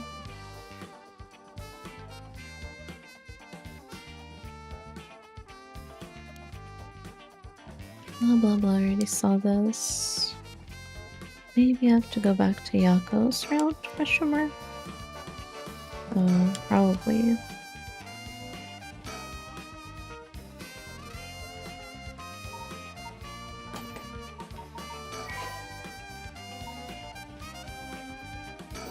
I couldn't do anything there.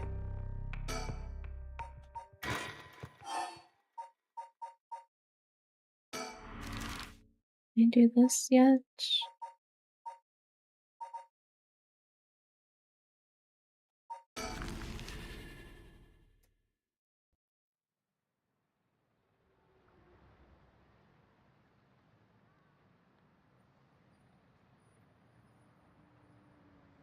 Or is it gonna kick me out again?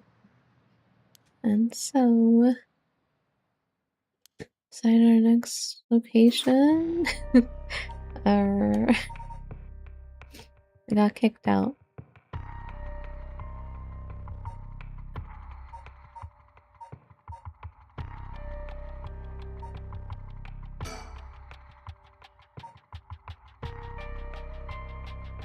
Restart.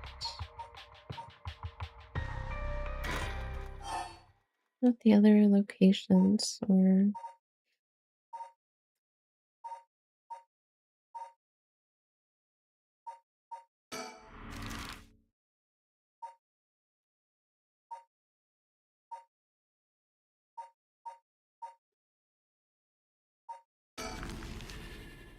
I'd have to restart something.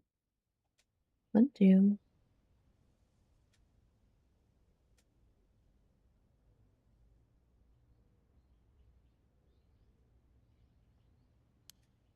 Doesn't really do anything to progress.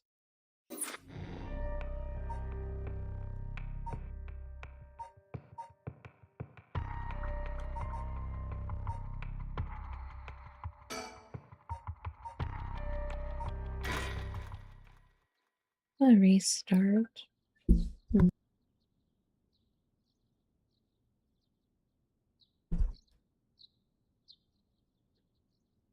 will that do? Already seen this. Spectre of the Spirit Board.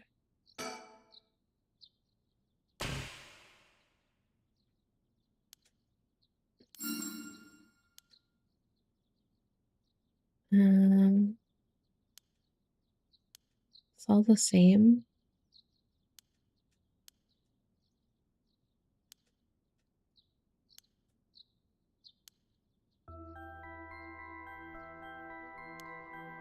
It's all the same.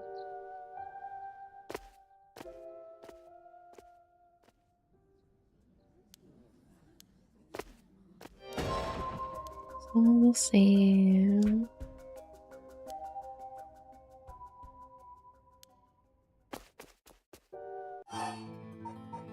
And this just goes back here.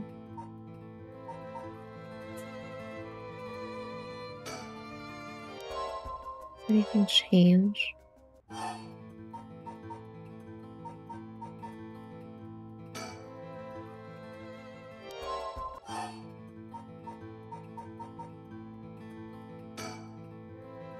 don't even know if this is the right route to be on. I'm gonna have to go back to the other route.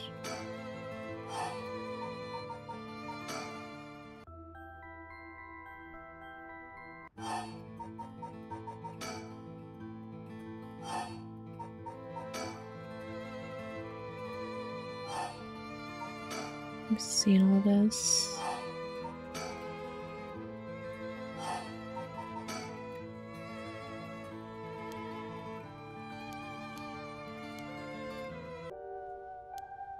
It's all the same, I think.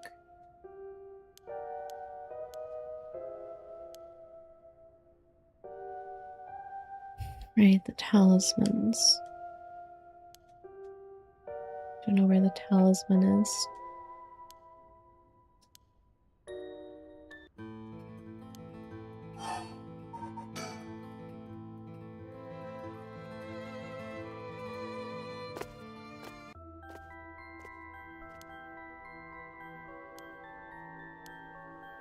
The janitor who is probably that murderer guy.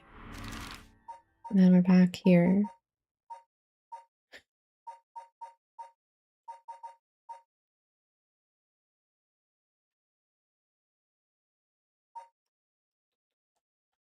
It's gonna kick me out again.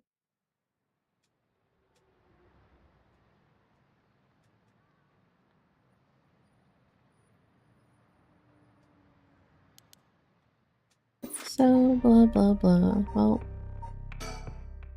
what do I do here?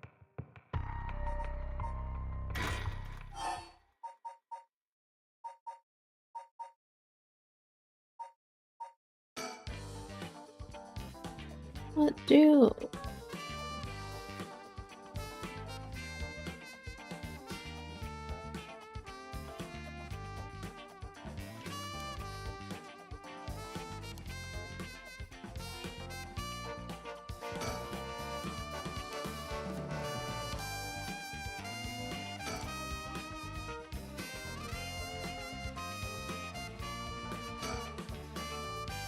What has changed?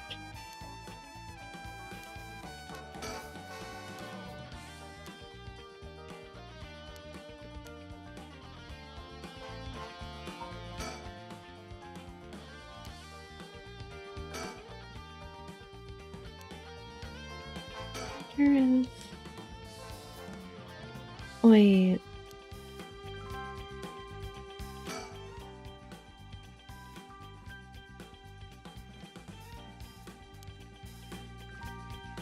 Bro, do I have to like send the girls somewhere where I can go to? Question mark.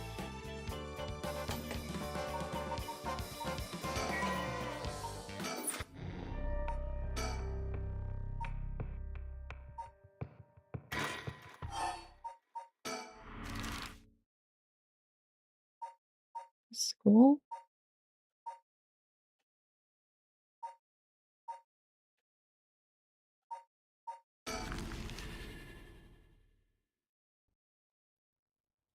Send them to the school.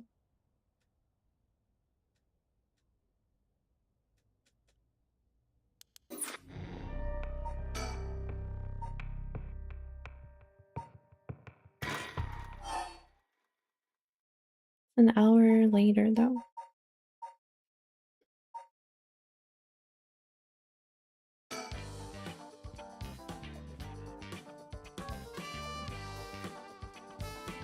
Oh, they're there. I sent them to the school. Hello.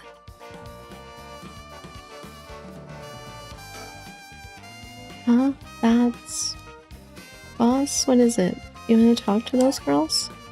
I do. Yeah, I do. This is divine intervention. We were brought here for a reason.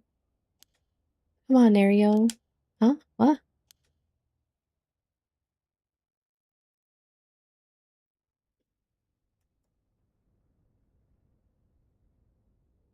Hey, aren't you? You must be that high schooler skirting the child labor laws who I've heard so much about. Say that again? Sorry about that. He's with me. Mr. Susumi, that's how you feel. Maybe you should look into improving my working conditions. I'd prefer not to work for free, to be honest. Don't you worry about that. If you help us out, you can have whatever you want. Boss's treat. Wait, really? Thank you so much. I've always wanted to go to a fancy sushi place. Oh yeah, like one of those places in Ginza. Never been. Let's go. We got ourselves a deal, right, boss? The girls are at our service. Hold on now. What just happened? I never said I'd... Sushi? Looking forward to it, boss. Wait, since when were you included? You guys are funny. You should do stand-up. Sushi.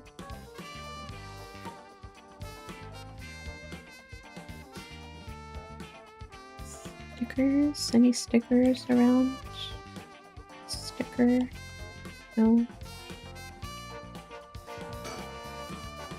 Forensics still investigating the area. I didn't really want to bring these kids to a place like this, but there were too many onlookers outside for us to speak comfortably. Besides, it would be good to have Mio look around the scene too.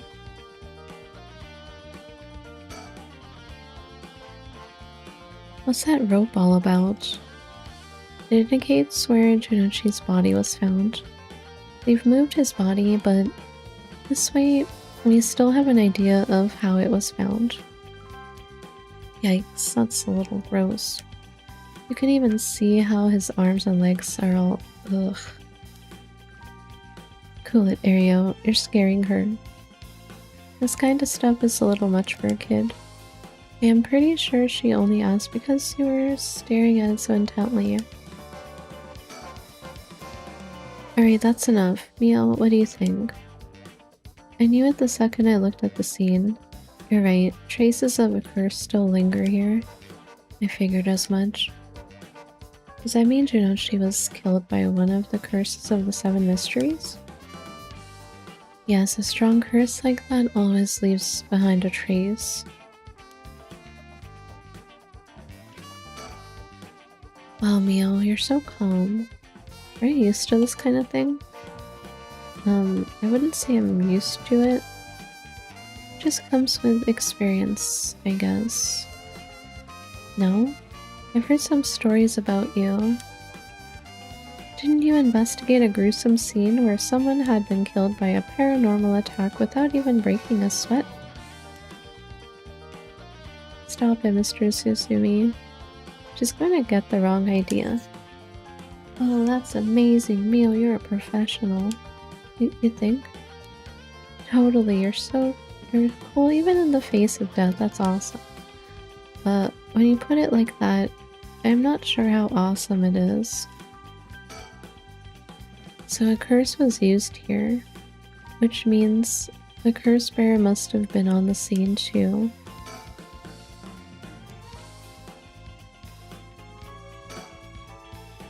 It's usually easier to let Ario do the talking when it comes to young people, but we only have a day.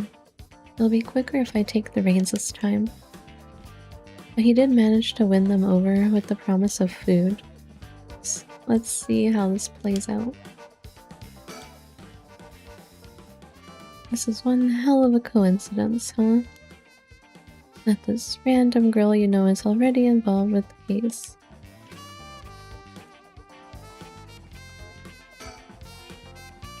So this is Yako Sakazaki. She was with Mio. Could she be a friend? Did Mio finally make a friend? If she did, it would do this old man's heart good. I'd better not say that out loud. I don't want to make her look bad. Oh, you want to talk to me? You'd probably be better off asking Mio.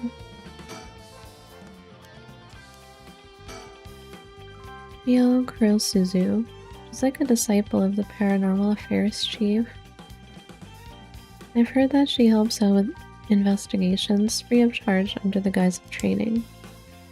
Although she's my old boss's protege, she helped me out plenty while I was in Paranormal Affairs. She may look meek, but she's got strong spirit sense, sharp instincts, and courage, plus quite the brain to back it all up. That said, I can't help but think there's some kind of darkness following her around.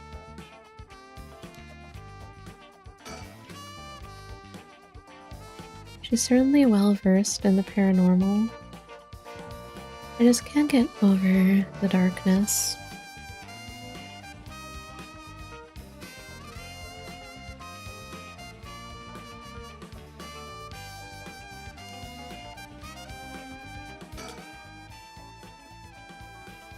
So, how much have you been able to figure out?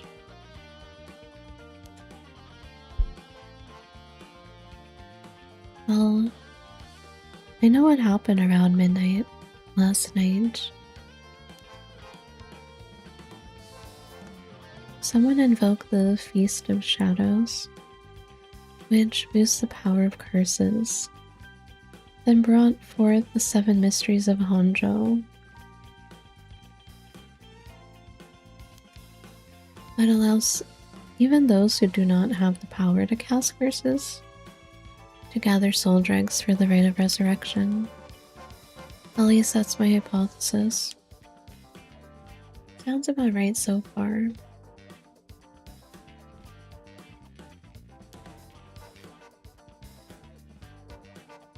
As I'm sure you know, there are actually 9 mysteries, not 7.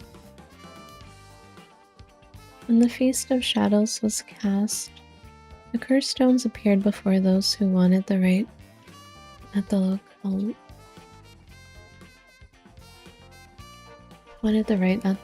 locales of the 7 mysteries. We've managed to gather 3 cursed stones so far, including the one I got first, the Evergreen Beach. You got 3 already? Wow. We have the cursed stone of the Fool's Procession. Well, Yako, the girl standing behind me does. That's me. Yako, the girl standing behind Mio. She does? Is she alright? We could take it off your hands. Well, the Feast of Shadows has no effect during the day, and there's still something I want to find out. Alright, I'll leave the Fool's Procession with you two then. Thank you. Please keep collecting the other curse stones. I'll be looking for a way to stop the Feast of Shadows. Okay, got it. That should make things go more smoothly. What about the other curse bearers? Have you run into any of them? Well, last night at school. You were here last night? Yes, you see. Talk about the janitor. Huh. You two were using a spirit board? That's so cool. So, that's when you ran into the curse echo. I'm glad you survived the encounter. Somehow, we managed to get away without accidentally setting it off. The curse echo we saw took the shape of a woman missing an arm and a leg. What? A woman missing an arm and a leg? That's the one-sided read. The one-sided read. This is bad. Huh? What's so bad about that one? You idiot thing. The curse bearer of the one-sided read is Fumichika Nejima. He admitted it himself. That's his curse. Oh, that's right. Wait, but if that's the case, Nejima might have been here last night. What? I mean, it's possible he was lying to us, but... What? Who's Nejima? No clue.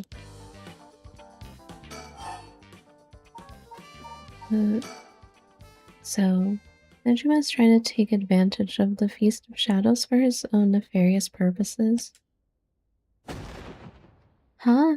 He said he's going to massacre the city at sundown today? And he's trying to get to your daughter too? That's why we've been trying to find him.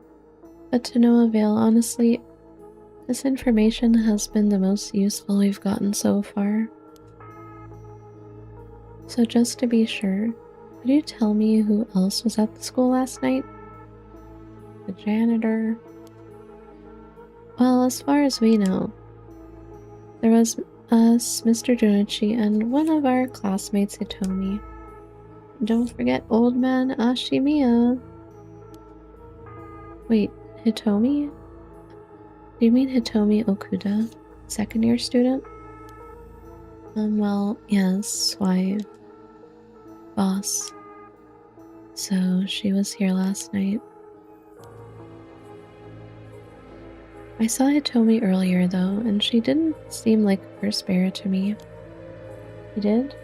Did you talk to her? Yes. Would you mind if we asked you a few questions about that? Hitomi said she didn't want to talk to the police because she was afraid she'd become a suspect. So I can't tell you anything unless you swear you won't drag her into this. I see.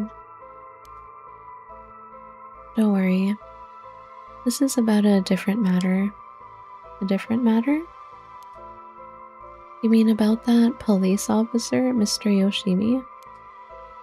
You know about that?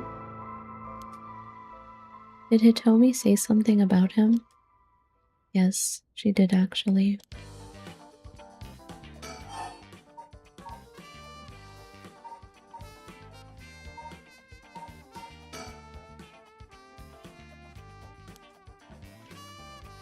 One more person, someone else.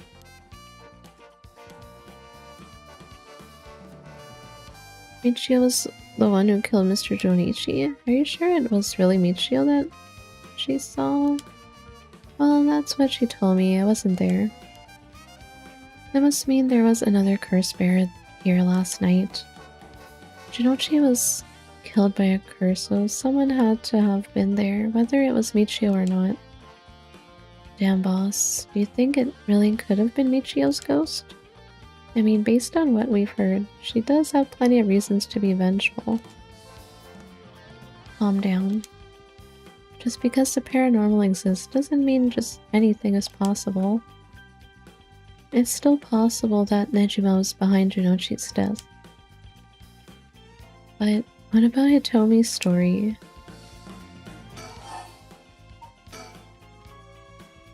About this janitor, Ashimiya, was it? How old is he? Do you know how long he's worked here? Huh? Why are you so interested in him all of a sudden? I only just transferred to the school though, so I have no idea. He's around 50 years old.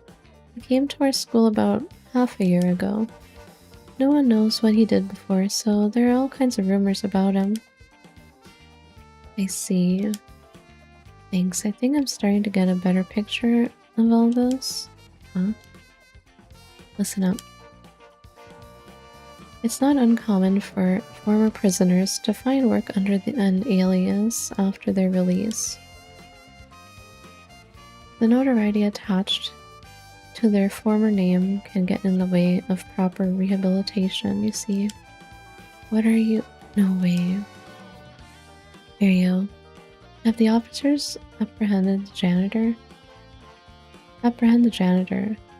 He worked the night shift, so he might still be in the overnight room.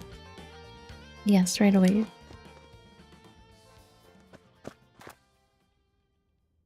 Boss, bad news. Apparently the room's been empty all morning. Sounds like they'd been looking to question Ashimiya too, but couldn't find him anywhere. No. That all but confirms it. Just one more thing to check. Are there any photos of this Ashimiya? The old man seriously hated getting his picture taken. He'd always avoid it. Ario, call an urgent search for Makoto Ashimiya. Can't let him get away. Yes, sir. I'll contact HQ right away.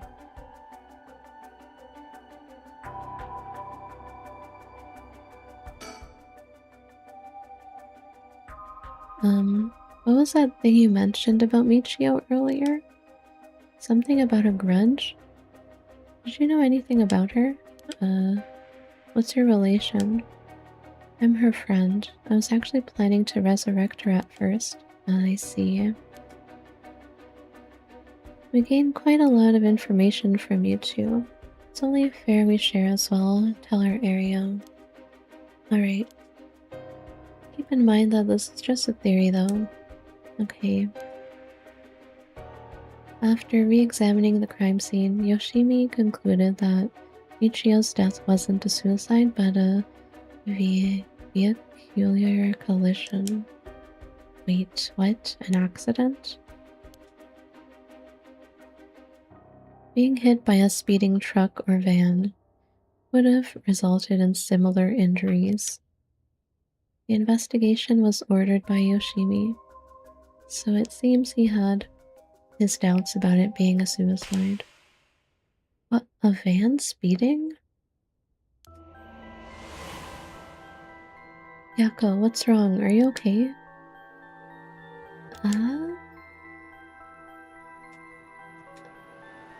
She saw it? What the? A van? There's... There's a young man in the driver's seat. In the passenger seat, a woman?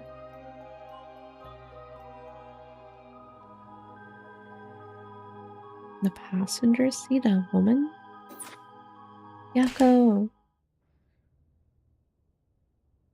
Huh? Yes. Wait, was I... Are you back now? How do you feel? You're covered in sweat.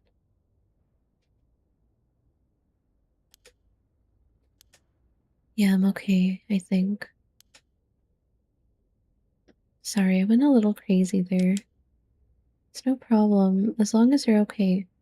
That was quite the surprise, though. What?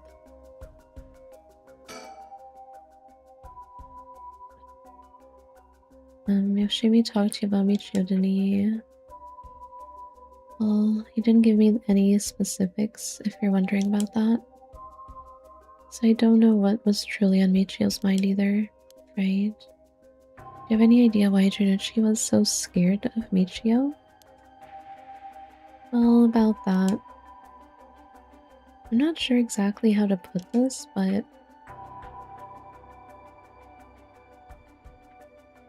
I see. Well, I half expected it was something like that. Thank you for telling me. Sorry, it's hard to explain. I wonder what he got his hands on to be able to blackmail her like that.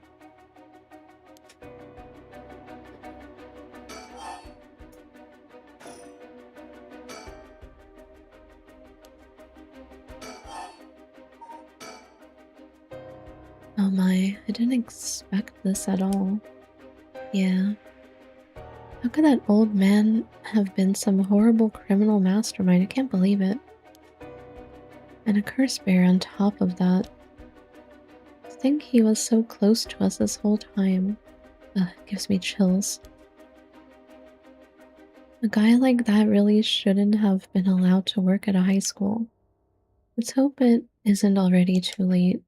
Oh, I may have shown Ashimiya my curse stone last night. What? I don't like this one bit. Nejima did say he wasn't specifically targeting curse bearers, but glad nothing happened to you. Wait, but then could it have been old man Ashimiya who attacked you in the hallway? I almost told him that you were still in the building too. I mean, we did tell him in one route that she was still in the building, and then she ended up dead, but he killed her in that route. When we did say that. What? You did? Yikes, good thing I didn't say anything. You might have gotten very lucky there, kid.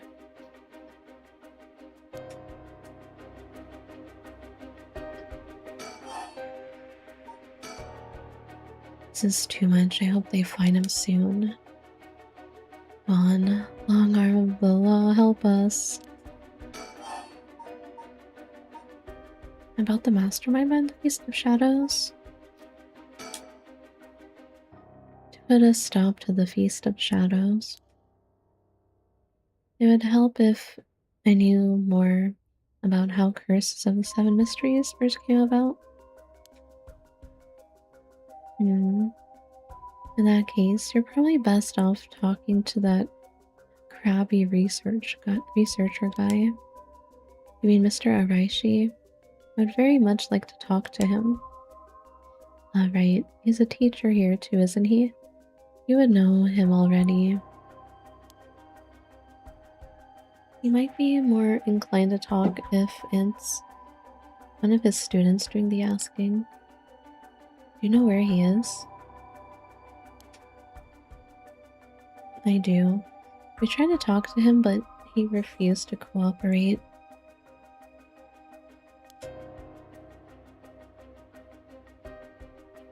But you two should give it a try. He's at his usual cafe working on his papers. The cafe? Kuro Kikyo Cafe in Kamizawa? Thanks, we'll head over there now.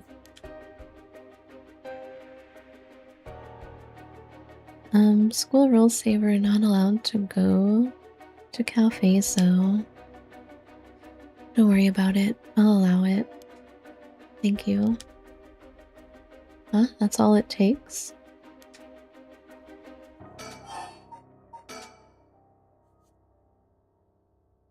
There must be a mastermind behind everything. Someone who orchestrated all this for a reason. I want to find out why. Hitomi did say that Mr. Yoshimi entrusted her with something. He did? What was it? Yoshimi gave her a talisman? Yes, apparently he also asked her to look for another one just like it. One that Michio had. What kind of talismans could they be, boss? Doesn't ring a bell. But if Yoshimi was talking about him with his dying breath, they must have been pretty important. Did they find a talisman on Michio where her body was found? I'll check. But if they did, Yoshimi would have had plenty of time to retrieve it before he died. Right. Would you consider giving us Hitomi's contact information? I'd like to talk to her about this talisman. I'm not sure. She never opened up to anyone except Mr. Yoshimi. I'm no good, huh? I was friends with Yoshimi though. You don't seem like too bad of a guy. Not all that scary for a cop. But I doubt that'll be enough for her. She really doesn't want to end up becoming a suspect. To be honest, she was even a bit wary of us. Well then. Do you think she'd talk to Yoshimi's fiance? Haven't they met before? Oh, they have. She told us about that. His fiance is on the key art. Maybe she's a curse bearer.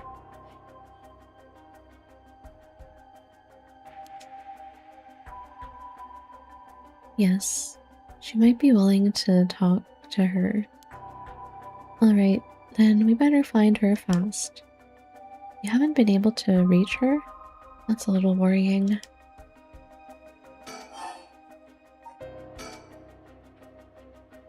Mayu Chozawa. We'll let you know as soon as we manage to contact her. Okay, I'd be willing to give Hitomi's contact information to her. Alright, one more thing. Hitomi told me that Mr. Yoshimi gave her instructions in the event that something happened to him. He told her to give the talisman to Mr. Nakagoshi from the police headquarters. What? So it was a Nakagoshi case? Why would Yoshimi tell her that? Could you check on that? I will, but... Well, I don't know if they'll pick up when I call. Is he with the Paranormal Affairs Bureau? Well, yes, Nakagoshi's the chief, but he's almost never in, so I don't really know the guy. To be honest, I'm not even sure if he exists, or if he's just a figurehead. I've never spoken to him myself. All of Paranormal Affairs cases are referred to as Nakagoshi cases. Jeez, what's up with that?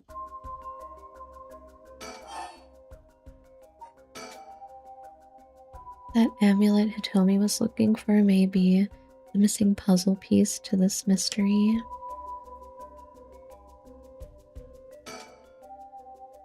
Ichio, what happened?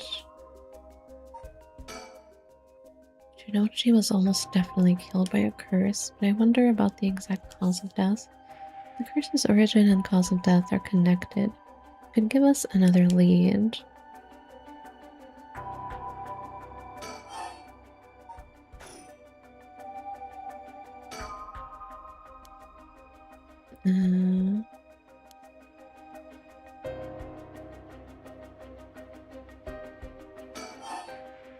These are all done.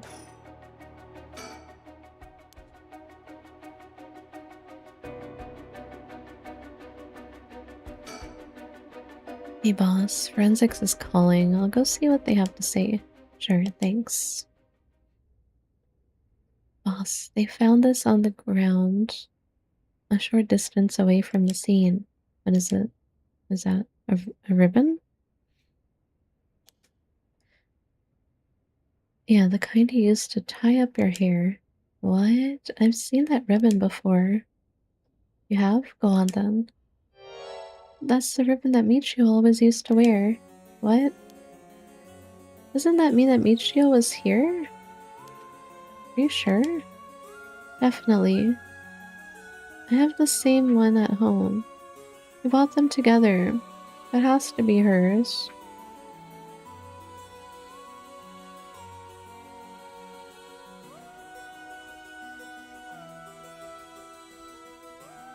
Could it be the one that died wasn't Michio? Question mark? Or they just stole her ribbon? Question mark?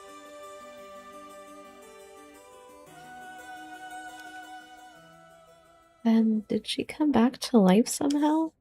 But how?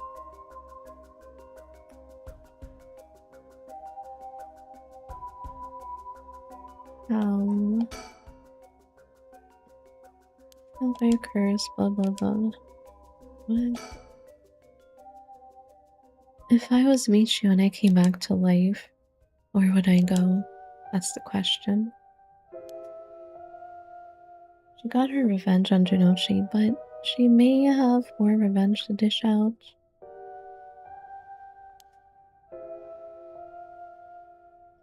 Is there anyone else she'd have a grudge against? Well, what about the guy who killed her in the collision?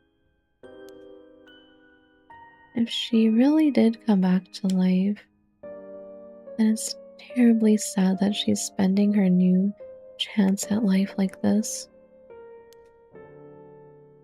Being obsessed with revenge is such a tragic way to live.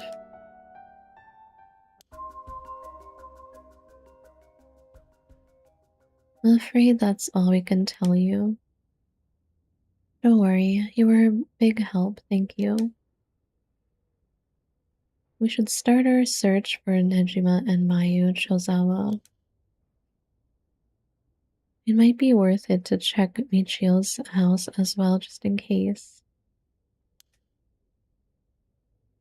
Let's use the school as our base of operations. If anything happens, go to one of the officers hanging around here. Got it. Thank you, and good luck.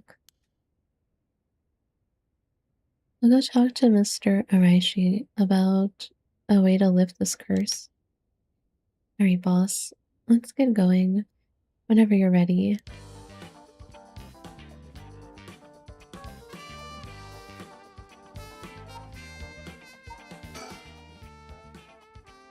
We'll leave the curse lifting to the girls while we go looking for Nejima and Shosawa. There's also the matter of Yoshimi's talisman. We won't get anything done staying here. We better get a move on.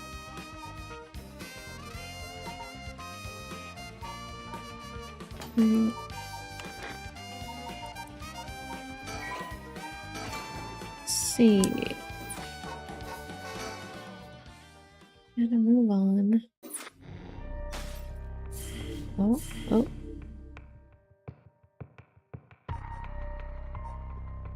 Dead or alive.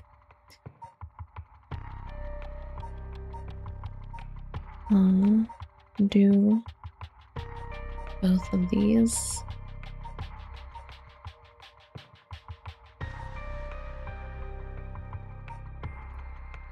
Neat. I'm gonna go take a break first, get more water and stuff, walk around. I'll be back soon.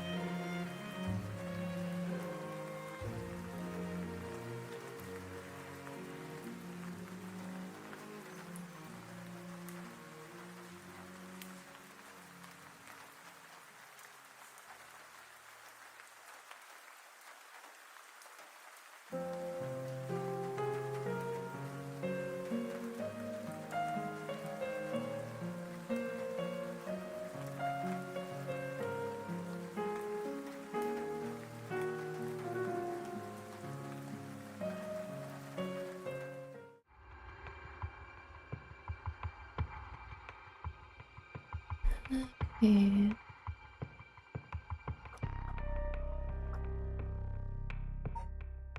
Which one?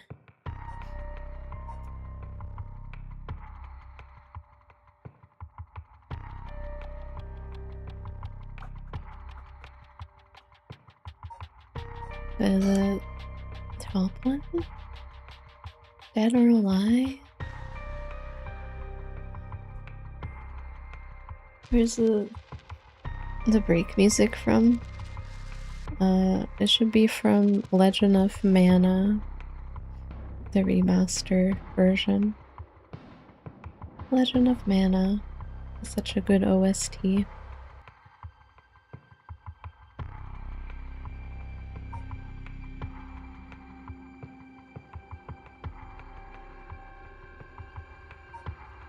Haru and Richter visit Michio's home, having determined her to be a key player in the unresolved kidnapping case from a year before. As the complicated story begins to unravel, they encounter two men. So they also ran into each other. 10 a.m.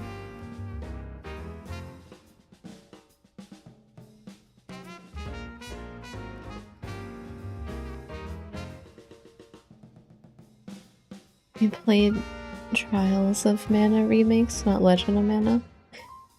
Yeah, Legend of Mana has a remaster on PC and Steam.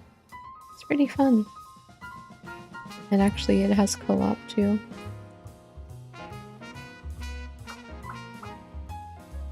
It's definitely confusing without a guide though. To like get all the endings and all that.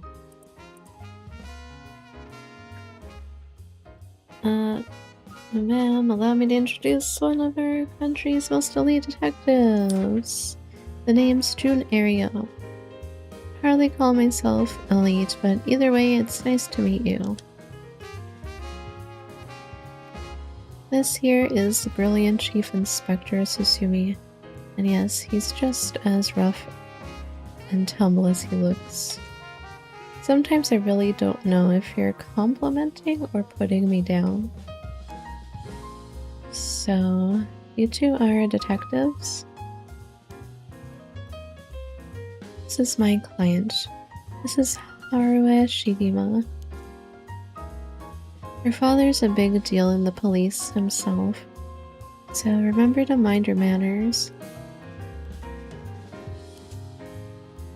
A bigwig named Shigima? The boss, you know of this guy? Shit, I've heard the name, but you know, I don't keep track of who in the upper echelons. There's no need to worry. I am my own person after all. My father has nothing to do with any of this. Ooh, did you hear that, boss? Looks like you're getting off easy again this time. Don't make it sound like I'm involved in some shady business. It ain't like that. You both seem rather jovial, despite being detectives. I said jovial. How rare. All the police officers I have met have always been so dull. Well, you won't find any dull cops here. We'll round up all your criminals with a smile. That's our motto. How lovely. Keep it up. Just hold on one second. This is the first I'm hearing of that. Well, you're right about them not being your typical detectives.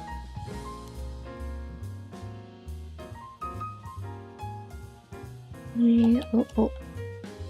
You can't see it, but there's a sticker on the floor.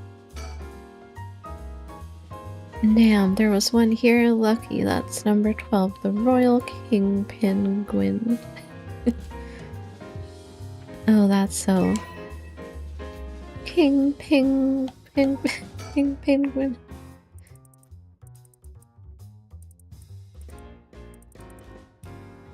Royal King Penguin. say that really fast, like 10 times. King Penguin.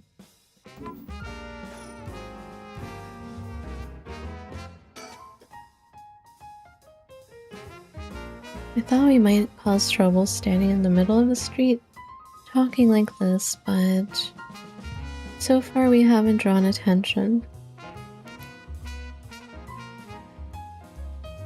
And again, that might just be because nobody wants to get involved with the case.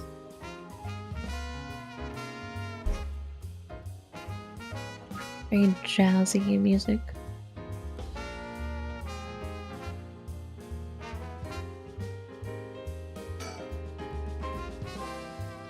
He seems like he's got a lot of experience working the streets.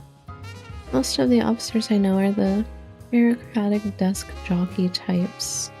Contrast is rather striking.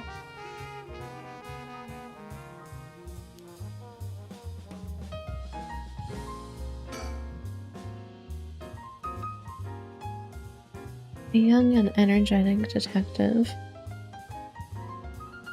He seems to have a strong sense of justice. If my son had the chance to grow older, perhaps he would have become an officer just like him. It would be a real shame if this guy turned out to be like evil or something. And don't be evil.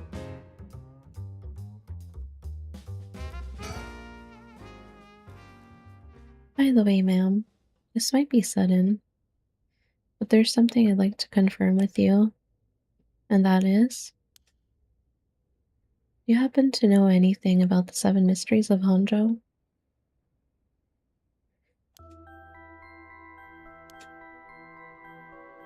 Sorry, Chief, but that's hardly... With all due respect, investigator, I think my question was addressed to the lady. If you insist. What do you say, ma'am? Can you tell us anything?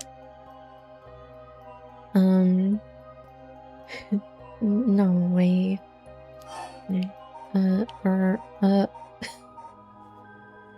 It's gonna have a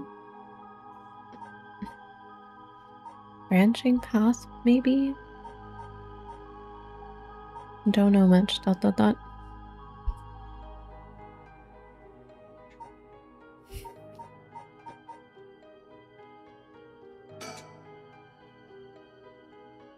I've heard of the 7 mysteries, but this talk of curses eludes me. Is that so? Well, I'm sorry for the intrusion.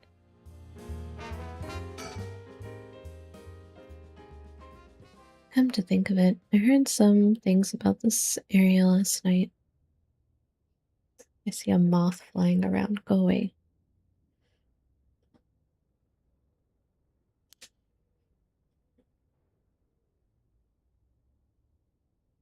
Something about a strange yet conspicuous man dressed in white loitering around. Wait a second.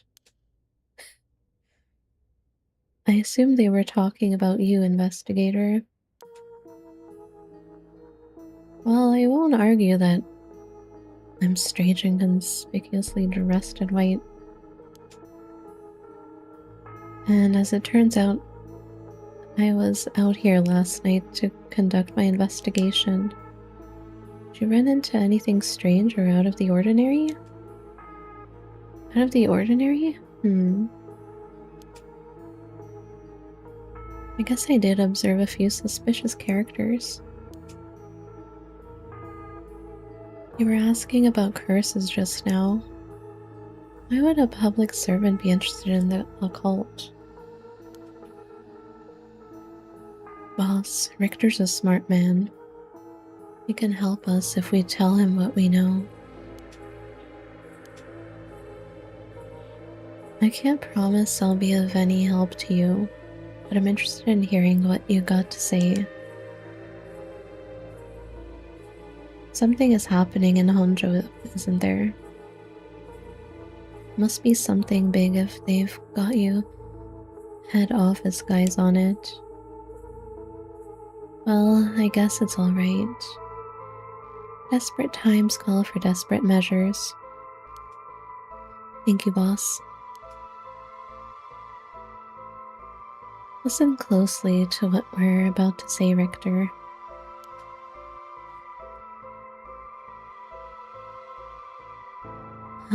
So by using curses to commit murders, these people collect soul dregs to perform the rite of resurrection. And these curse stones are somehow connected to the 7 mysteries of Honjo.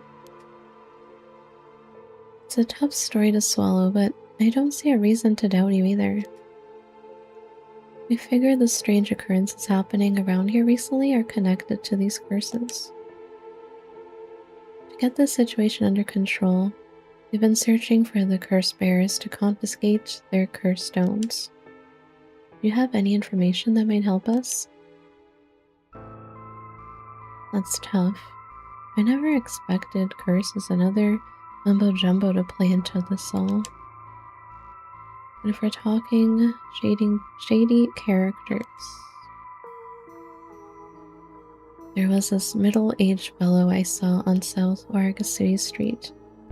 He had an average build. He was anxious, like he was searching for prey. Boss, what do you think? Well, considering the location, it could have been Hideki Araishi. He already got his curse stone. Impressive. You two are working quick. Did you see anything else? Not that I can remember. That's a shame.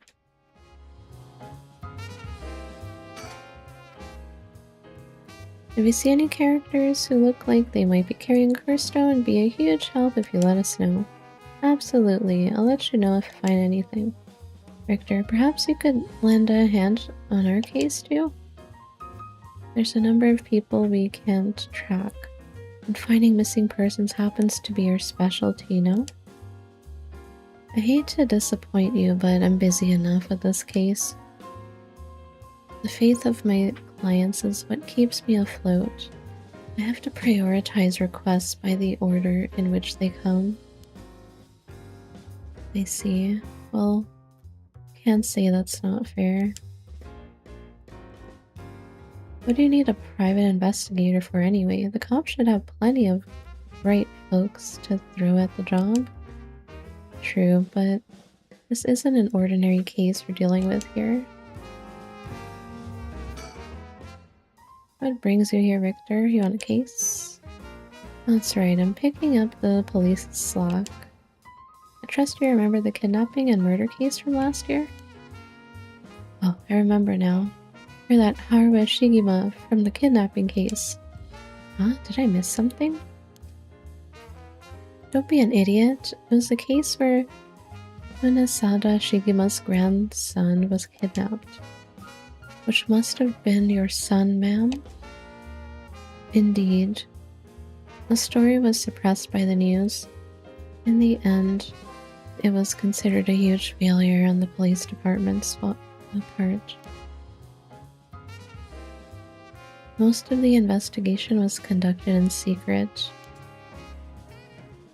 And unfortunately, the department is unwilling to reopen the case. Any investigation carried out afterwards turned up nothing at all, which is why I'm now on the job. So they never caught the culprit, huh? That's rough. So your findings have brought you to this place then? That's right. An individual connected to the case used to live around here. Used to? That's right. As of last week, they're deceased. We hope to talk to the family. No one was home when I checked last time, so we figured we'd try again. Interesting.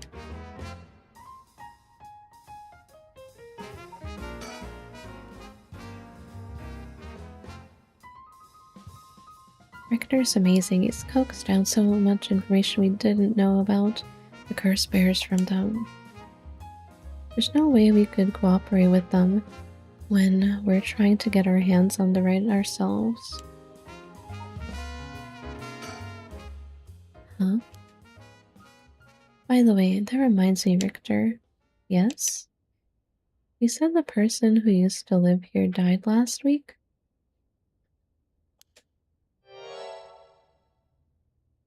You wouldn't be referring to Michio Shiraishi by chance?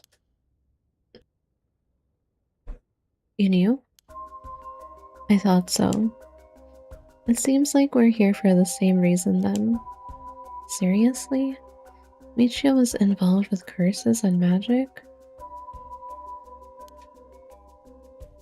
Strictly speaking, the curse part isn't our concern.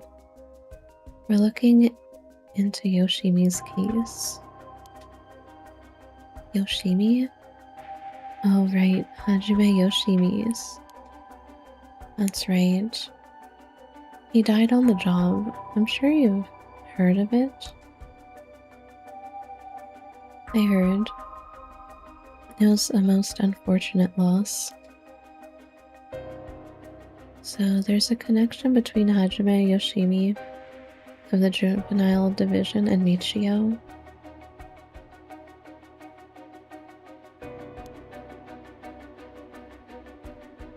Well, hold on. Let's focus on Michio for a second. You think she had something to do with the kidnapping? Talk about unforeseen developments. Exchanging information should prove mutually beneficial. I'll tell you what I know, but in turn, I want the full scoop on your findings concerning Michio. Sure, to tell you the truth. What? You believe Michio's ghost is the one who killed Mr. Junuchi? So, he wasn't just mumbling nonsense? I mean, we haven't fully confirmed anything yet. But the testimonies we've heard and the evidence we found point in that direction. Testimony? You mean from those psychic high schoolers? Didn't they also say there was a chance Michio hadn't killed herself? Wait, if that's all true, then did you figure something out? Kichiro Iwai. Huh? Kichiro Iwai, he'll be the next victim. We have to open the door to the Shiraishi's house. We need to look inside. Hey, what's gotten into you, boss? I'm sure the landlord would give us the key if we asked. Screw that. You know how long that could take? We can ask for permission later. Richter? Hey, Richter, calm down. We can't just...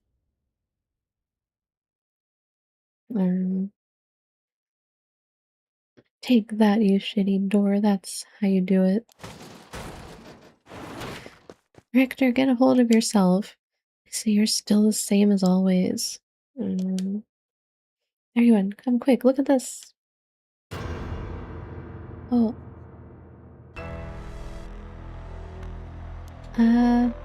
Whoa, what's up with this room? Boss, there's a dead body in here. Whoa, that be Michio's dad? I knew there was a dead person in there.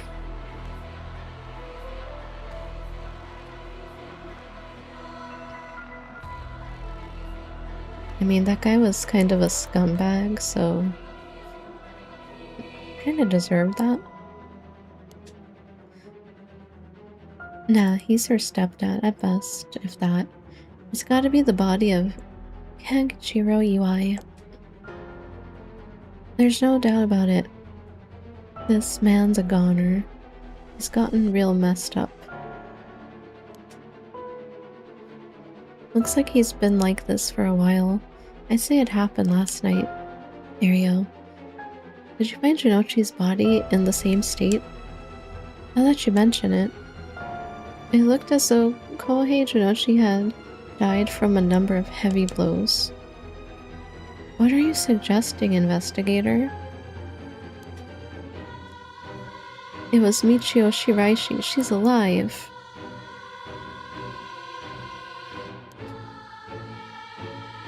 She used the power of the curses to get back at the men who ruined her life.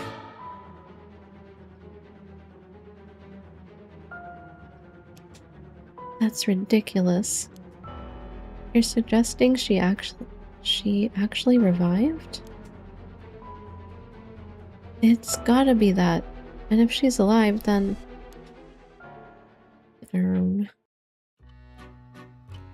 Oh, hello. My apologies for interrupting. I know we've just arrived at an interesting plot point. But do you really think a dead girl is going around taking revenge from beyond the grave? Not really, to be honest. Consider this. What if Michio Shiraishi never died? I did think that. That the other corpse could have been someone else?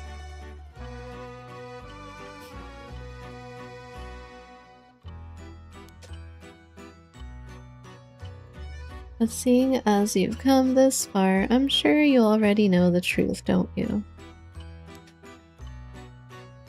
And so I would have you answer me a question.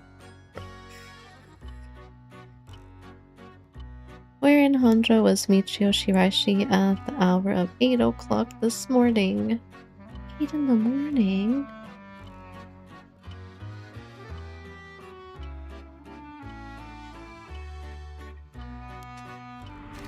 Bro.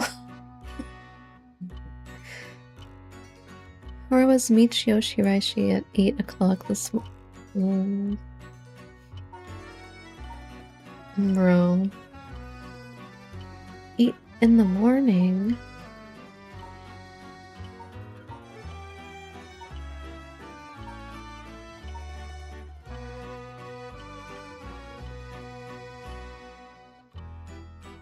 Reminds you of Monokuma? Yeah. This game feels very Spike Chunsoft. Well, 8 in the morning... I went to a lot of these places, question mark, but I don't know about these places. Wait. Okay, these 3. Wait, they did go to this street, but I don't know what time it was. And the bridge? I don't think we've been... Wait, what time were they at the park? Bro, I don't remember the time. Those police were at the park in the morning.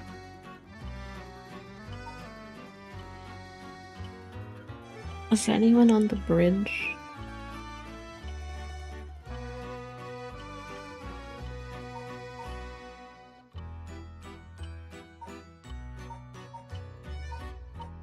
Could have sent the girls to those places, but like nothing really happened. The only place I don't really know if anyone's been there this morning was this place.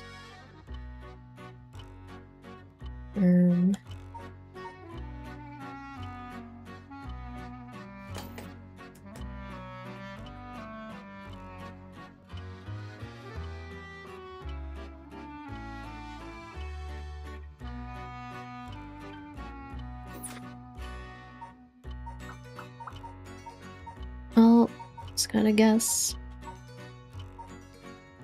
It's hard to say.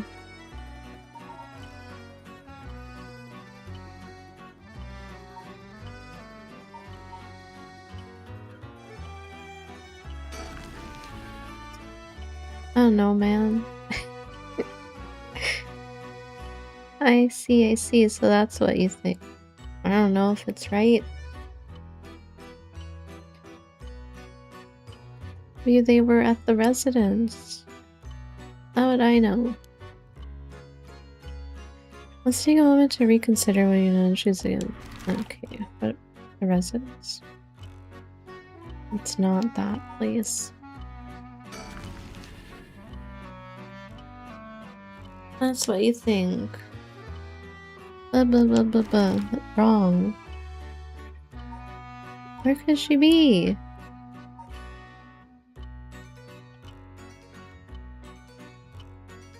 At 8 in the morning.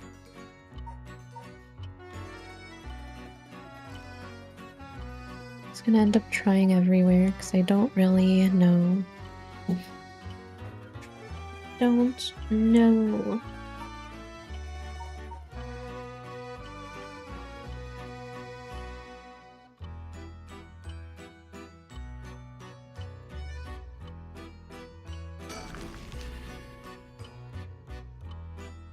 That's what you think. Reconsider. It's gonna be the last one.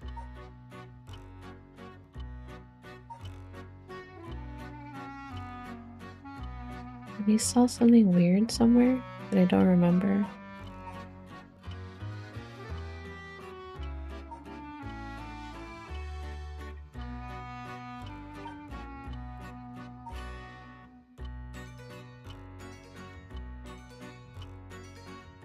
This is where the soap place is, isn't it?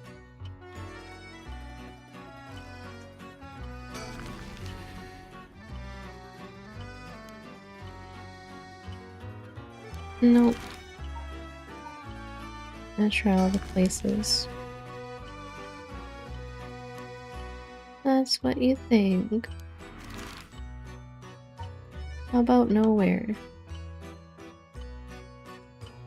Nowhere.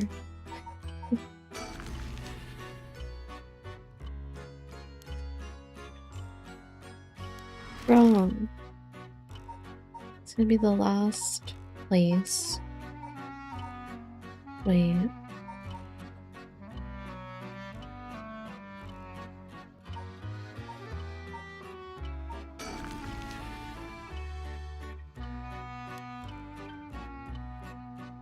Reconsider. I don't get it.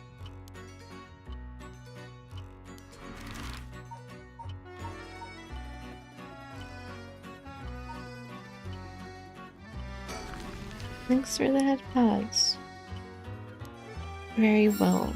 Congratulations. What the heck? There?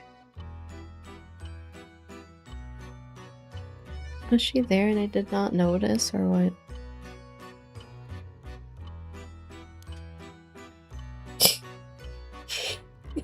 Got it wrong 8 times. It's a trivial matter. Shut up. It may have been easier to reach that conclusion had you considered the cause of death. Is it because of that curse has to do with that area? Because I don't remember where each curse was, bro. Then back to the story then, shall we? Taken up enough of your time. Is that where that curse was? What? So you really think Michio Shiraishi is alive? Just think it through and it all becomes obvious. It tracks, but do you really think that girl could have managed all of this? First of all, Aria, go report this to HQ. Understood, I'll get on it right away.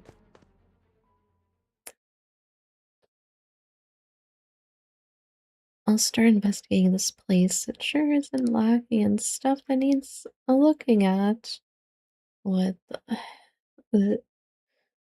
That Nejima guy's face is all over the wall. The janitor guy before he got free from prison. There's a bunch of photos of the same person pasted on the wall over there. Huh?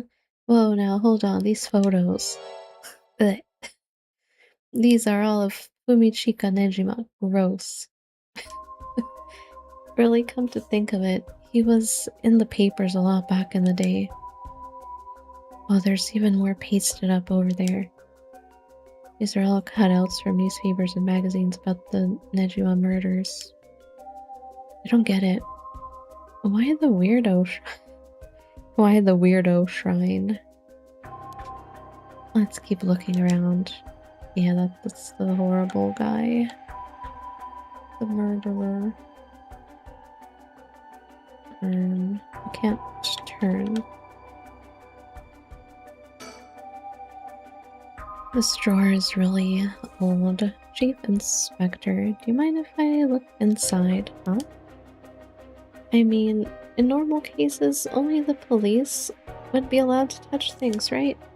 Right, Ario is in here, so let me take a look at it. There's just clothes in there. Not much variety either. Can't say they were big spenders. Well, I was hoping to find a kind of talisman here, but I guess we're not so lucky. I see. Thank you anyway.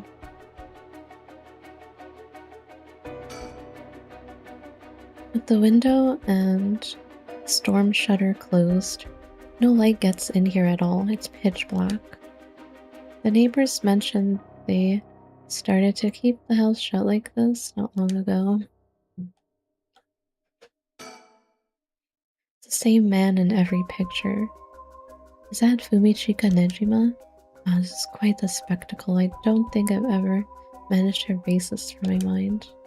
Don't worry, Richter. You're quite the spectacle yourself. Do you mean to compare me with the likes of a bizarre criminal? These aren't just cut from publications. They even snapped a number of shots of their own. They must have admired him. Why else would they have collected so many pictures? But whatever the case, it's certain they were obsessed. Weird. Look at these. Pictures of Fumichika Nejima cut out from newspapers and magazines. Whoever put these up was obsessed. I wonder what their intent was.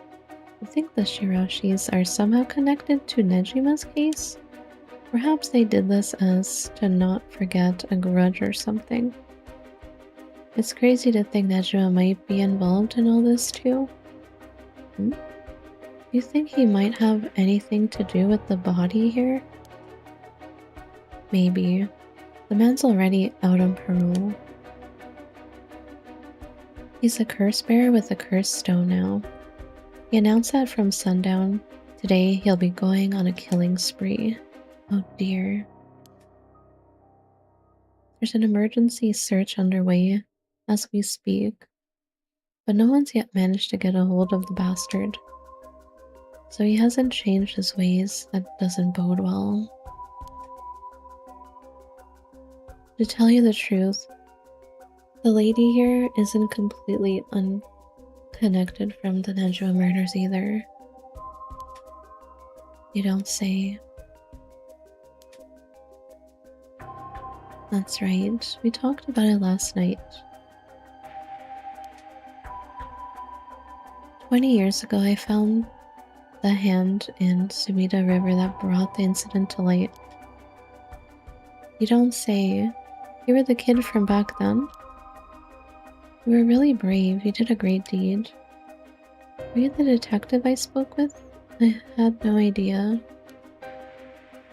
So you two have met before? Fancy that. I've been worried that Fumichika Nejima might bear resentment towards you, ma'am. You might be right. Unfortunately, that asshole is quite the resentful type. Oh dear. That asshole. I wonder who put the idea into his head. Now he's got the one-sided read too. He's threatening to massacre the people of Honjo at sundown.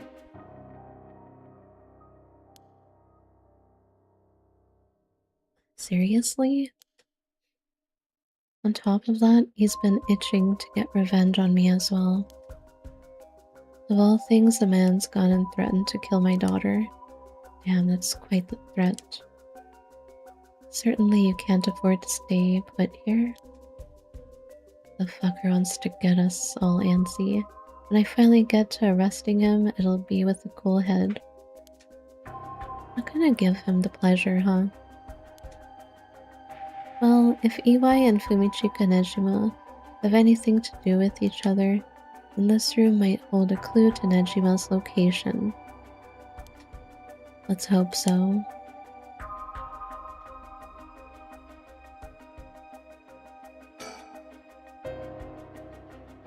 The person who put all these photos on must have been obsessed with Nejima. They might have had some relation to Nejima's victims, or perhaps it was the opposite. The opposite? What if it wasn't loathing, but admiration? But then...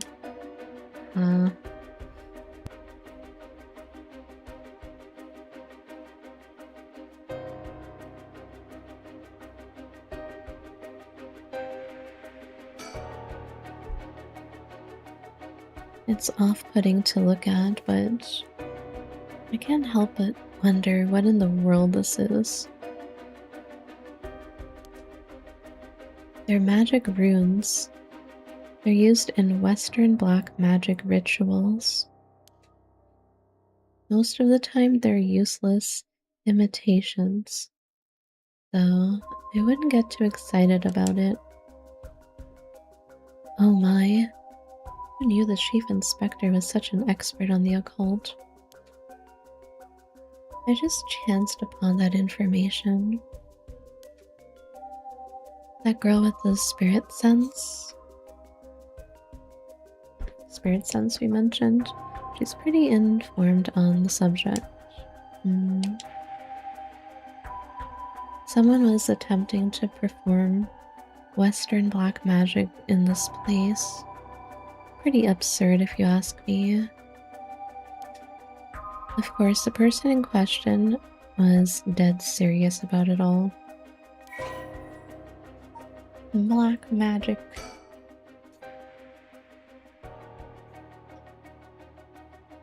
Magic's often classed as a branch of mysticism,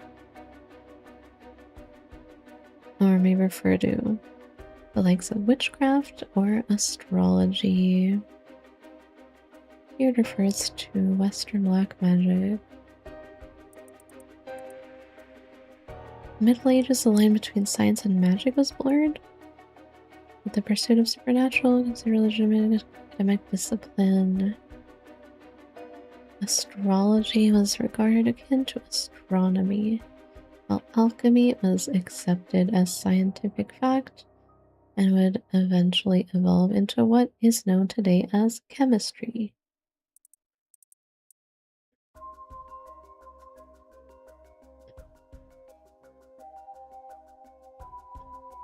One was considered wicked and shunned black magic, the practice of using magical knowledge to strike a bargain with demons.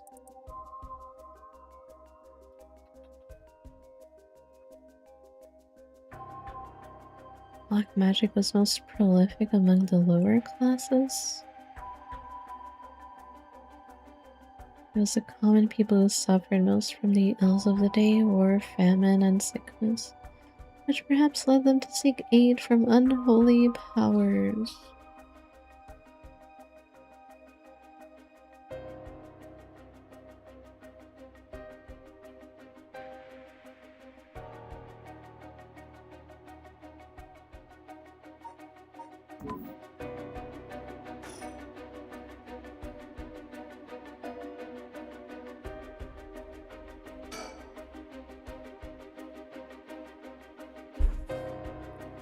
Looks like things spread around here have been like this for a while now.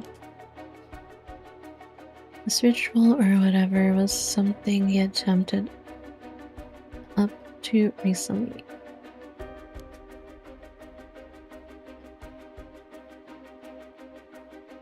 Plenty of the neighbors mentioned having heard strange mantra-like noises coming from here during the night.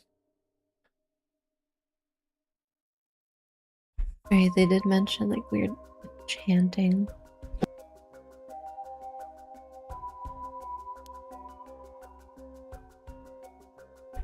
You think EY was so enchanting?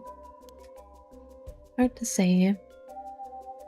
Could have been one of the Shiraishis as well.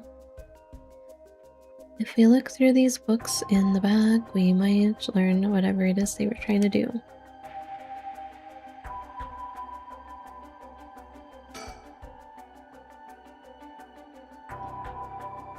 There's nothing around to confirm his identity, but by the looks of him, I'd say he's Kankichiro EY. You've seen him before?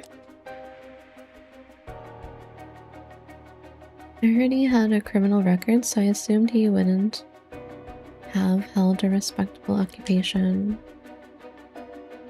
Is this what a curse does to a person?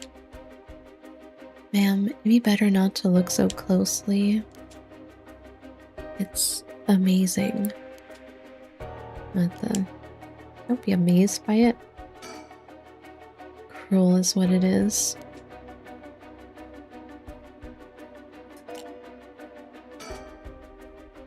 The sliding door leads to the kitchen. It barely fits the frame.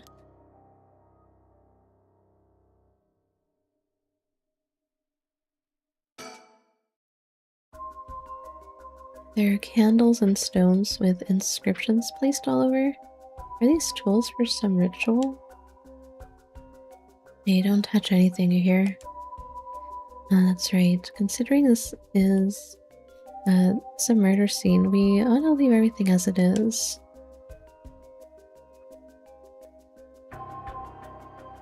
All of this can be used as evidence. If anyone besides forensics toys with it, it'll cause trouble down the road.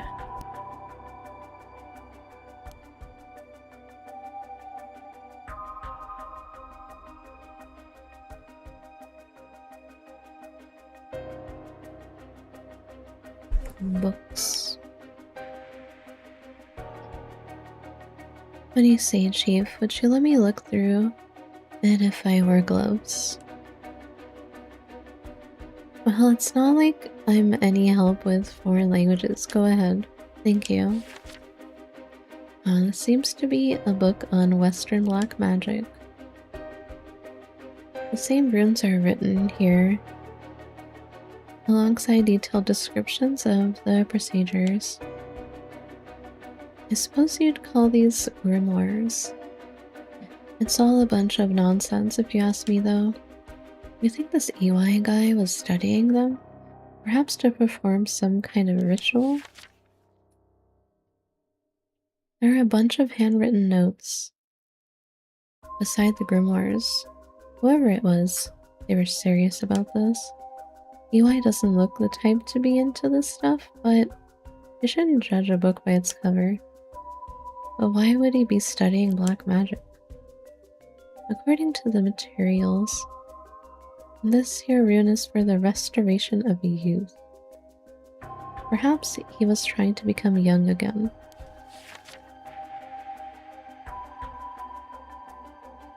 This over here seems to be black magic related to resurrection.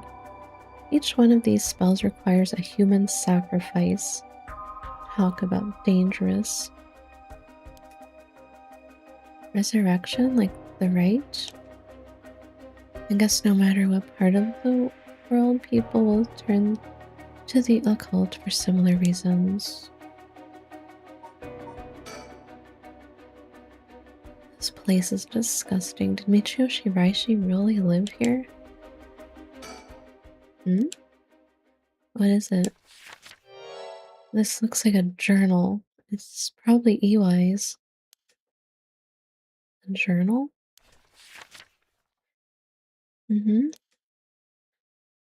His writing is surprisingly thorough. Stop doing that. It's almost as if he was writing a report for someone. Oh wow, now this is something. What is it? What did he write?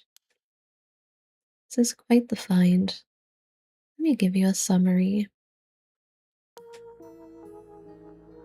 So this Kankichiro EY fellow, he'd been searching for a spell to restore youth for years.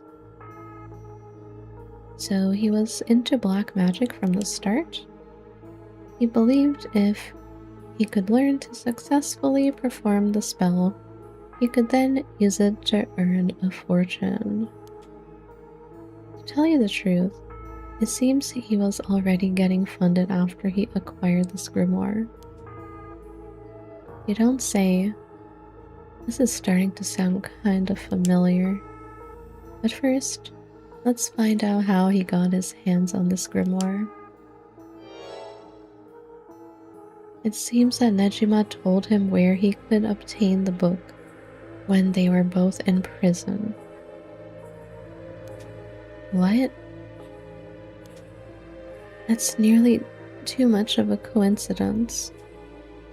Likely not coincidence. It seems like EY took an interest in Nejima murders after it made the news. He admired him rather passionately.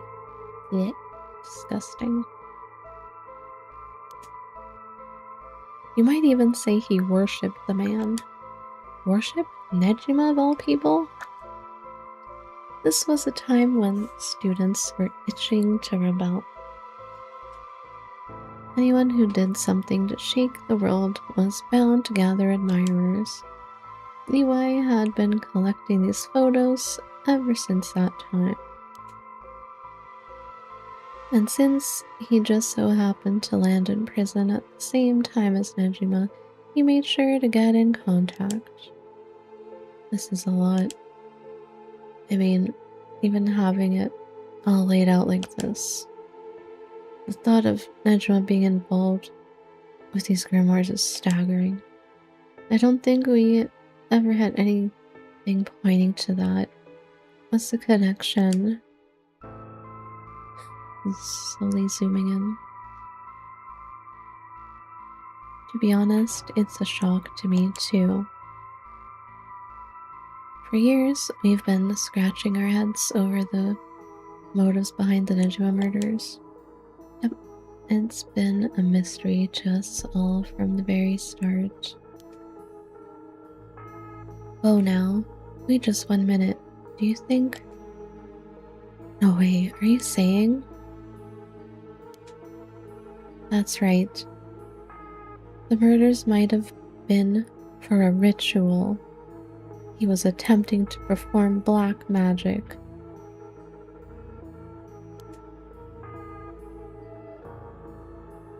The instructions written down for the sacrificial offering match up exactly with the acts carried out by Nejima. You've gotta be kidding me. So that sadistic crap he was doing was all for black magic?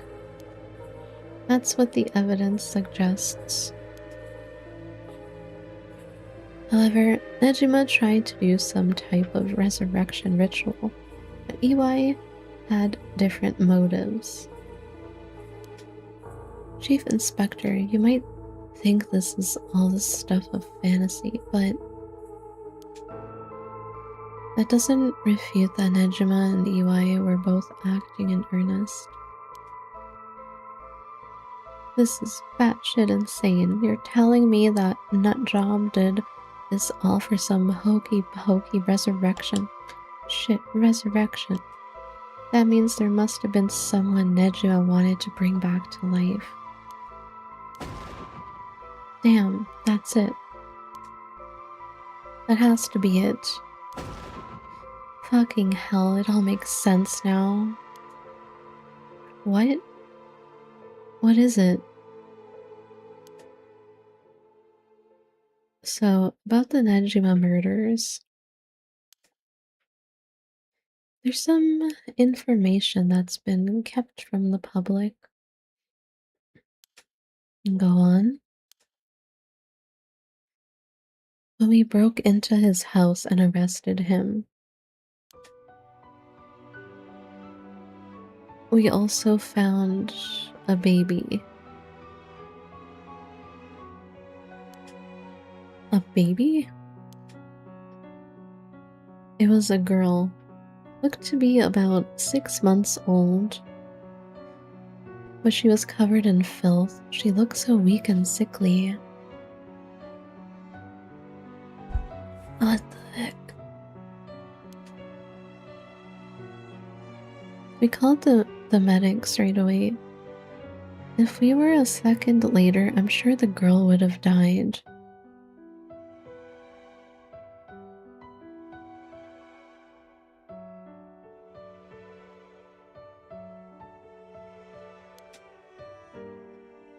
So was Nejima the father? He told us he'd found her under a bridge. He found her? She was abandoned? I've heard of parents threatening to leave their child under a bridge as a threat, but to think it really happens.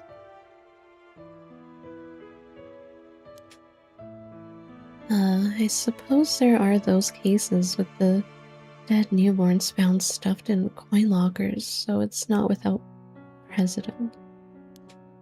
Whatever the case, we never found out the truth.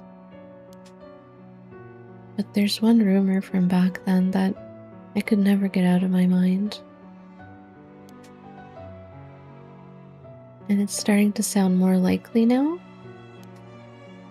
Well, I'm sure this isn't the first time you've heard of it.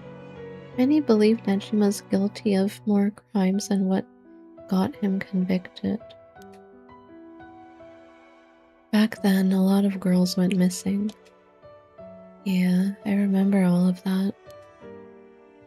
Among the high school girls that might have been murdered, or maybe I should say sacrificed,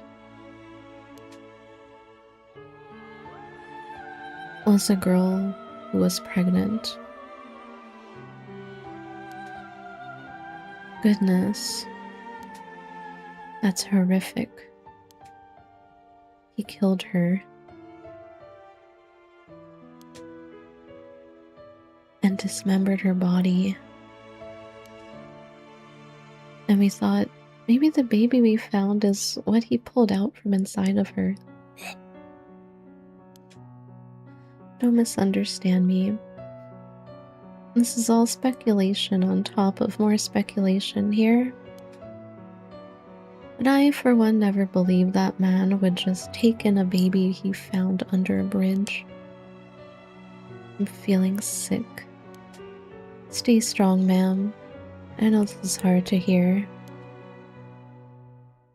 Like I said, don't take that to be the full truth.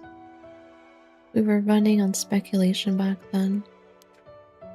Now that this whole resurrection magic has come into play, we should consider the possibility it was his child. And that maybe he was trying to revive whoever the mother might have been.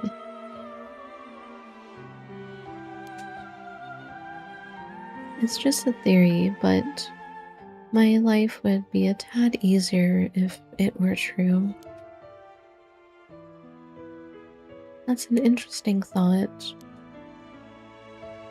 If there's anyone Nejima would want to resurrect, a deceased wife is as good a guess as any. The fact that he obtained a curse stone suggests he has an interest in the rite of resurrection. Damn, you're right. And here I was thinking that he was only after the curse's power to massacre. Chief Inspector? Yeah? What happened to the child?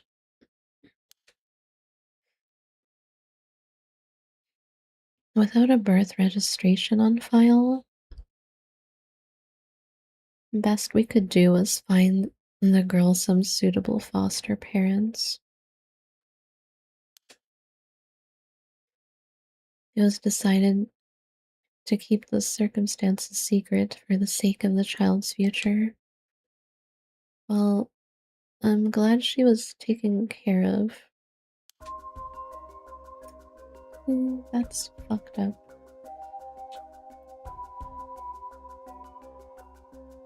wonder if that child could be someone we know.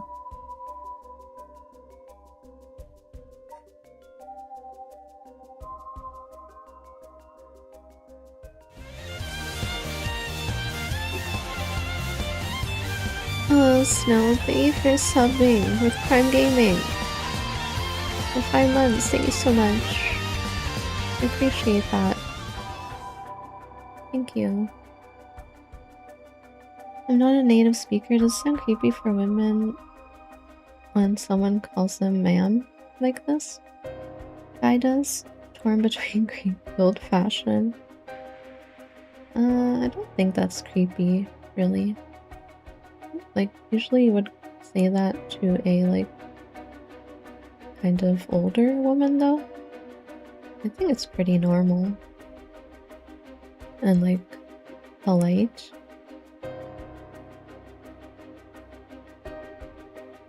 Just don't say it to, like, a young woman. I guess, because it'll make her sound old. Hello, Snow. Hope you're doing well.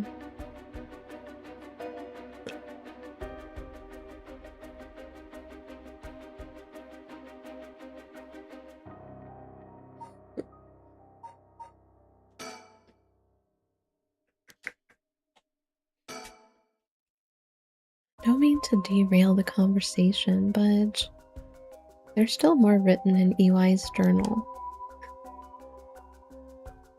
We know EY had managed to obtain the grimoire thanks to the advice he got from his idol, Nejima, while in prison. After conducting research and gathering more information, he determined he had a chance to get rich quick. Bro. Is he really just studying black magic and doing sacrifices and rituals to get rich? And go work at McDonald's or something.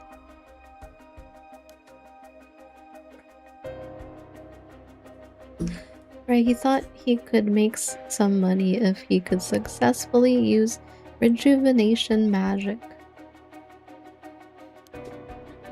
Correct. Turns out Turns out someone gave him the idea. I have noticed some typos and stuff.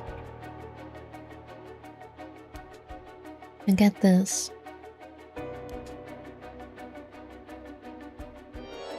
What? It was the one and only queen and chairwoman of Hihaku Soaps herself, Natsue Yamamori. What the?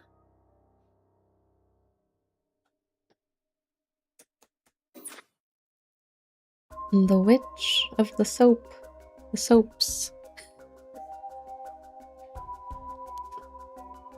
Wait, the chairwoman of Hihaku Soaps? So that's where this leads. Here, let me read what he wrote. The queen of Hihaku has a strange fear of growing old.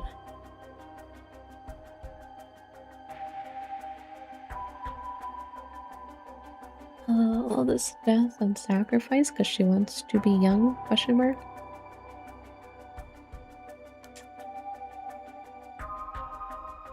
Her fear of death is even worse.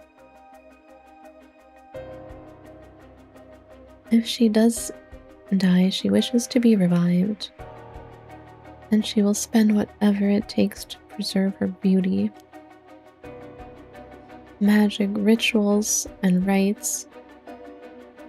She'll use whatever means necessary. Her tenacity is unbelievable. Wow, she's crazy.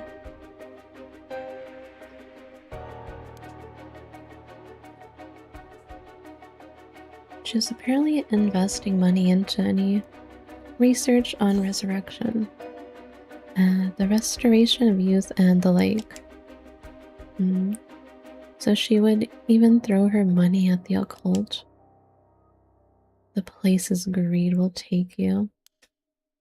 Well then, that brings us to Hideki Araishi.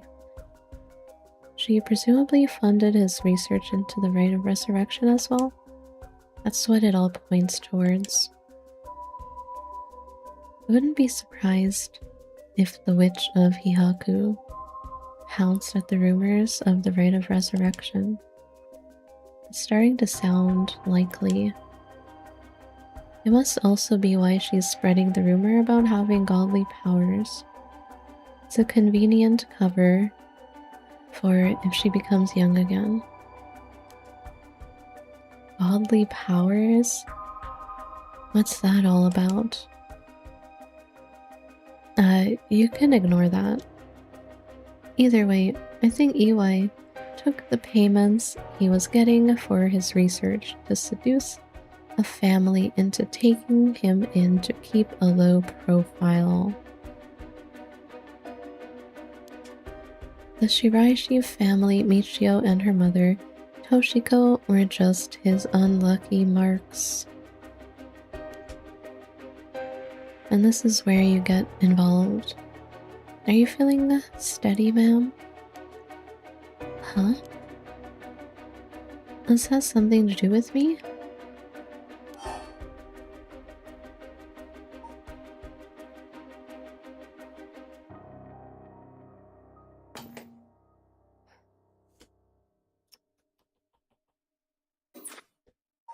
What are you talking about? Are you saying that? No, you can't mean. You've realized then? Perhaps. Uh, wait, what?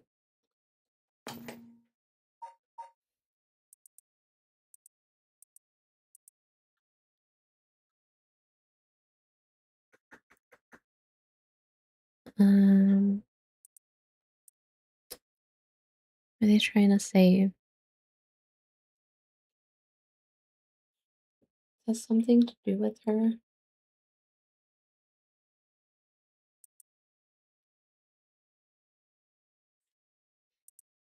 And her son?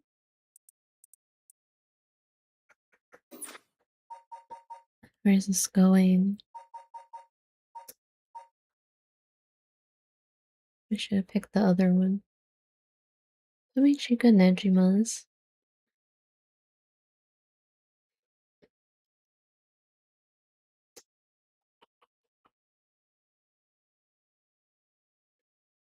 That guy's been in prison for, isn't it 20 years?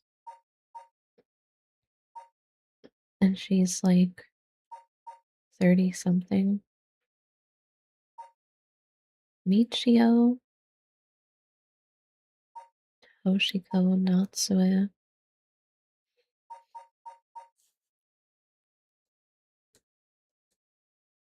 Where is this going?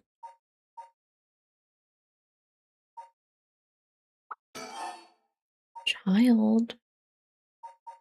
Living sacrifice magic.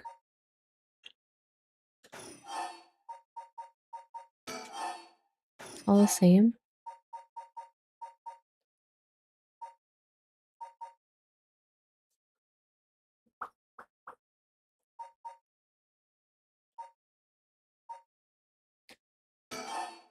Child magic living sacrifice.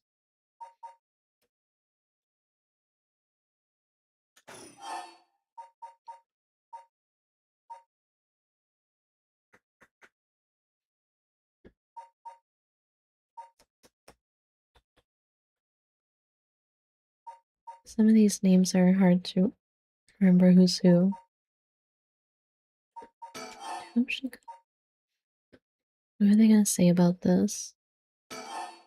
Wait, what? Child?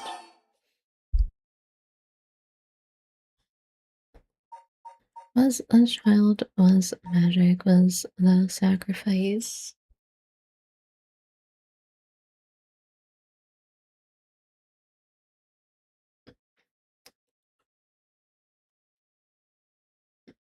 Was a child, was magic, was sacrifice.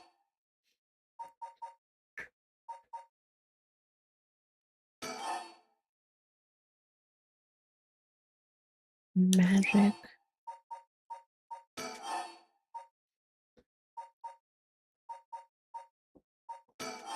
child was sacrificed. Who was the sacrifice?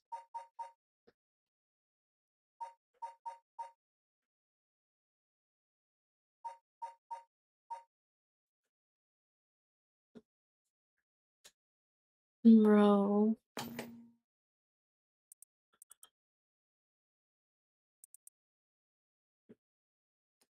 Really hard to put together.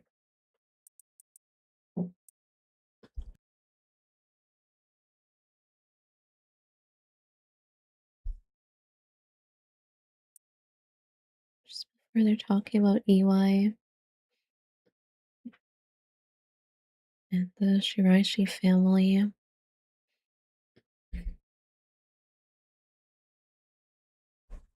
And this is where you get involved. About her. About her.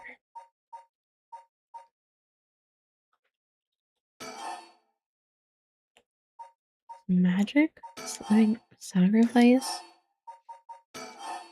Was a child?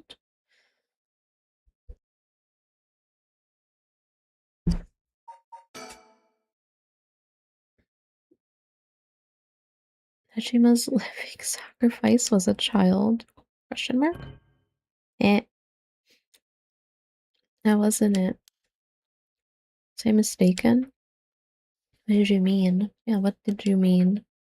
Please calm down. Eli moved in with the Shiraishis to practice his magic. Need a sacrifice. I picked the wrong guy. It means Eli's sacrifice was what? The son? He sacrificed to perform his youth restoration spell, but that meant extracting the life force from someone young, her son.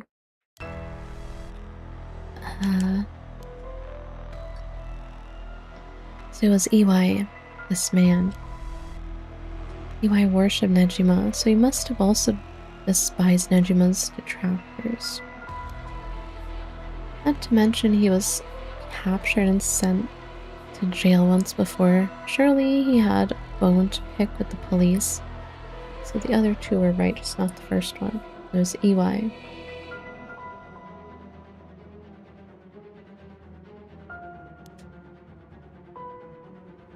So when he realized he had the chance to both avenge Nejima, embarrass the police, and acquire a living sacrifice at the same time, fuck.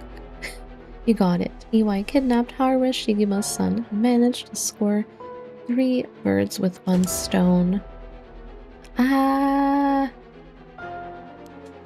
You're telling me then that horrid man, he never had the intention of returning my child?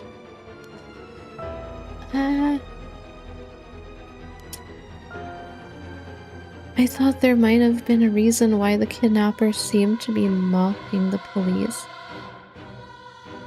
The sacrifice was such a stupid reason too. That old bag and her youth. What? Ace Attorney. I still have to play that. I do have them. He never wanted money. His aim was to humiliate the force. It all makes sense. You must have used Michio to lower your boy's defenses and then kidnapped him on his way back home. Oh.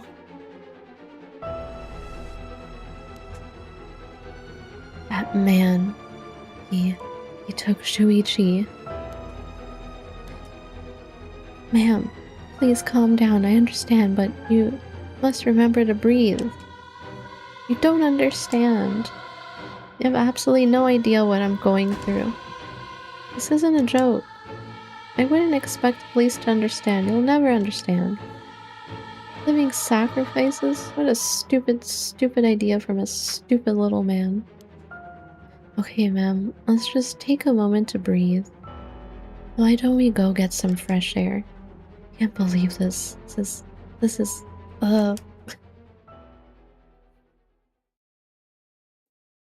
Okay, well he's dead right there. Chief, I think it's best we take our leave. But before we go, there's one more important piece of information noted in this journal. Oh? Eli got in contact with Nejima last year, after Nejima was released on Pearl. He provided him with accommodation and financial support. Is that so? He managed to find a hideout for Nejima to stay in. Hideout. Damn it.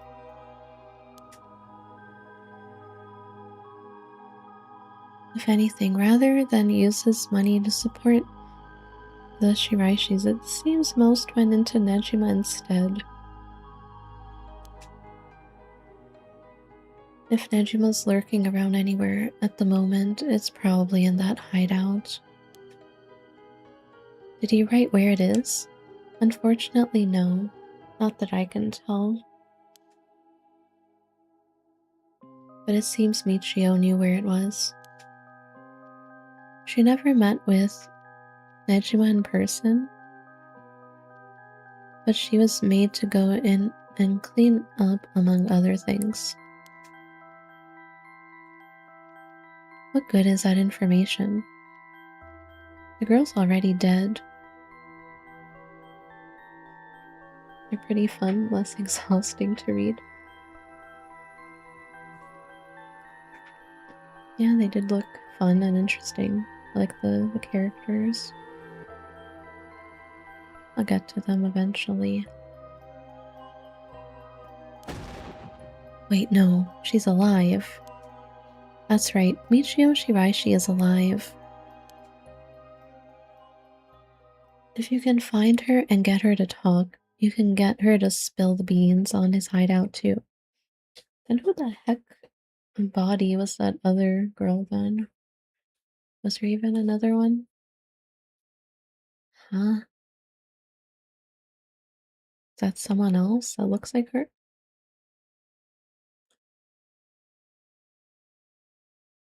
That's so weird. Investigator, I'm asking you. I should be going, the lady's not well.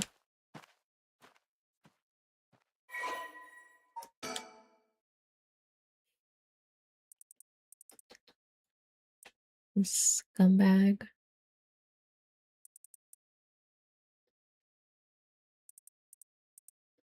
Once made a living by placing advertisements in magazines to sell phony magic items and good luck charms.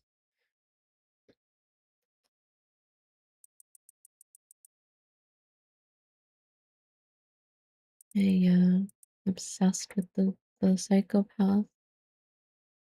They're both crazy.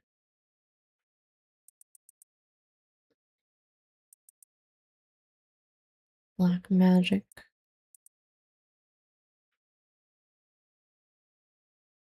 He was using his stepdaughter.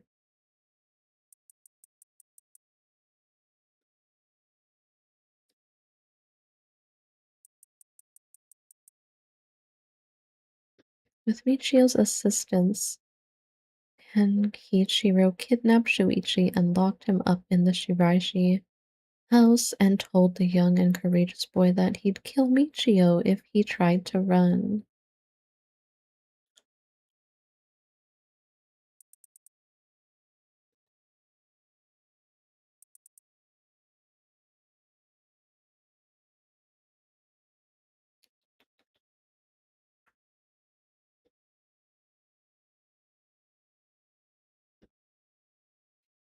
Kidnapping did not cause public outcry akin to that of Nejima murders. Infuriated Kenkichiro had Toshiko perform the sacrifice ritual by threatening to kill Michio if she refused.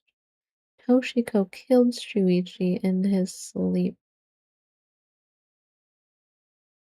but the spell failed, for which Kenkichiro blamed her, warning Michio to keep silent about the murder to avoid incriminating her mother. Kenkichiro dumped the boy's body in a nearby river. Tiny corpse was found a week later in the Sumida River. After floating through several canals in Honjo, having drifted for days in the polluted water, little evidence remained.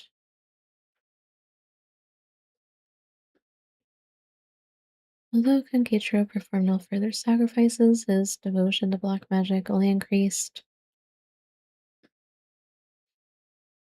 Toshiko and Michio spent their days consumed by guilt, forced to continue serving Kankeichiro until the day they died. Awful.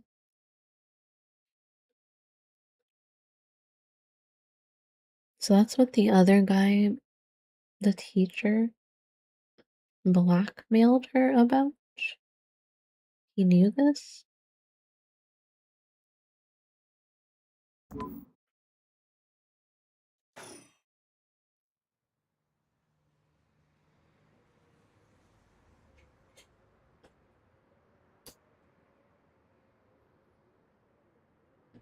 Are you feeling better now that we've gotten some fresh air, ma'am?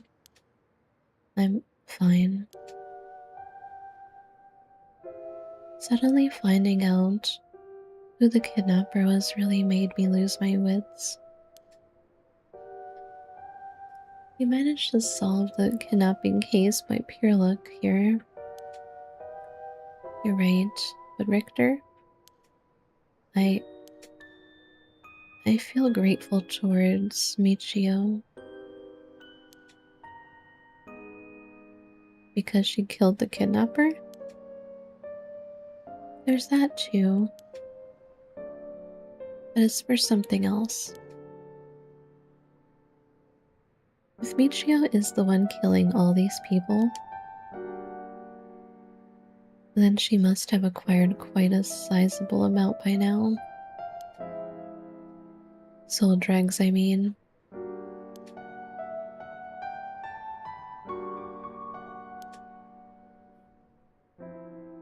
Hey, Richter.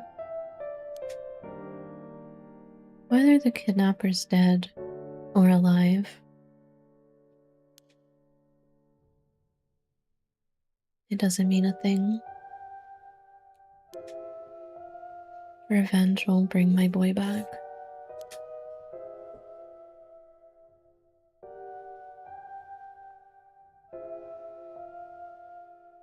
And if Nejima's planning to cause a massacre to collect soul dregs, then all the better.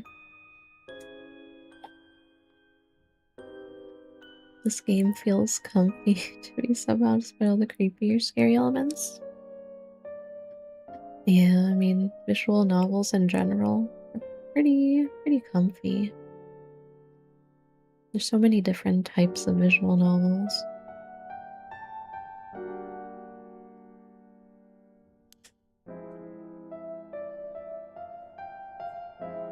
Although this one does have jump scares. I won't give up on resurrection.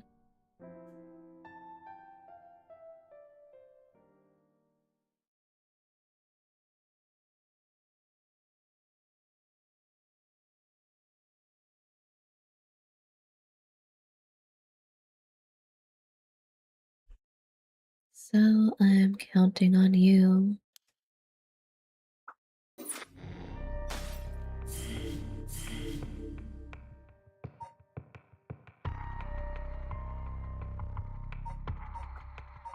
Crazy stuff.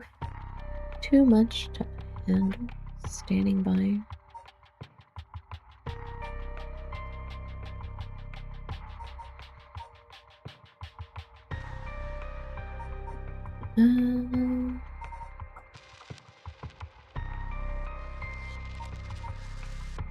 Should probably do the bottom one first. This one's like in the past right now. That's how far I am now.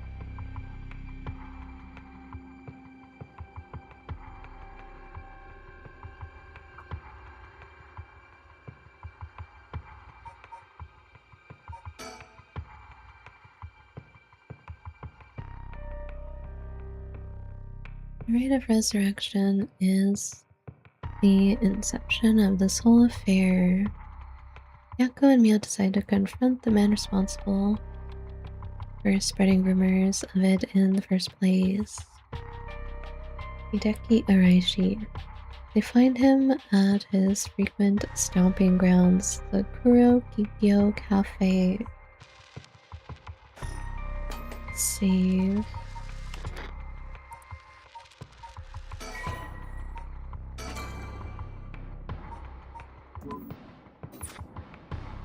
And honestly, I should continue this another time. Because it's 4 a.m. And if I have like a sore throat next time, then I'll play a different game. And then alternate. I'd alternate games depending on how I feel.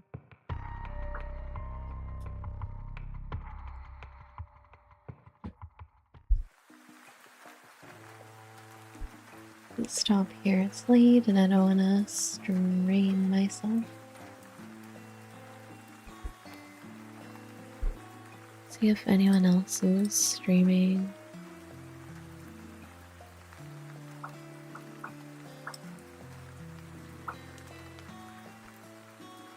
Yeah, the story's getting very interesting.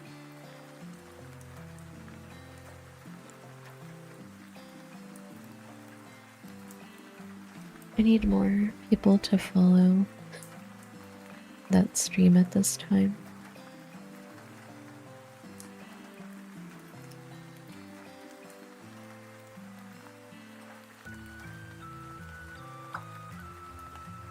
I do really like those kind of mystery, spooky, murder mystery kind of visual novels. Like AI, the Somnium Files, 999, Zero Escape, those kind of stuff are very interesting. There's still another AI, the Somnium Files game I have not played yet, the spin-off one. That one has a lot of puzzles and stuff though. At least it has voice acting. Pretty good voice acting too. Should play that. The AI, the Somnium Files spin-off.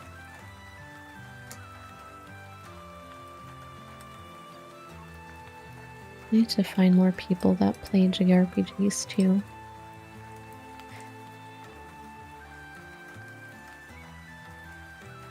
Well, anyways, I'm just gonna go then. Either continue this or maybe RE4 remake, we'll see. Not a visual novel expert. You, ma'am. It's been a nice experience. Yeah, I haven't played too many. I do enjoy them once in a while. Especially my favorite one, AI the Somnium Files. It's probably my favorite. And Zero Escape.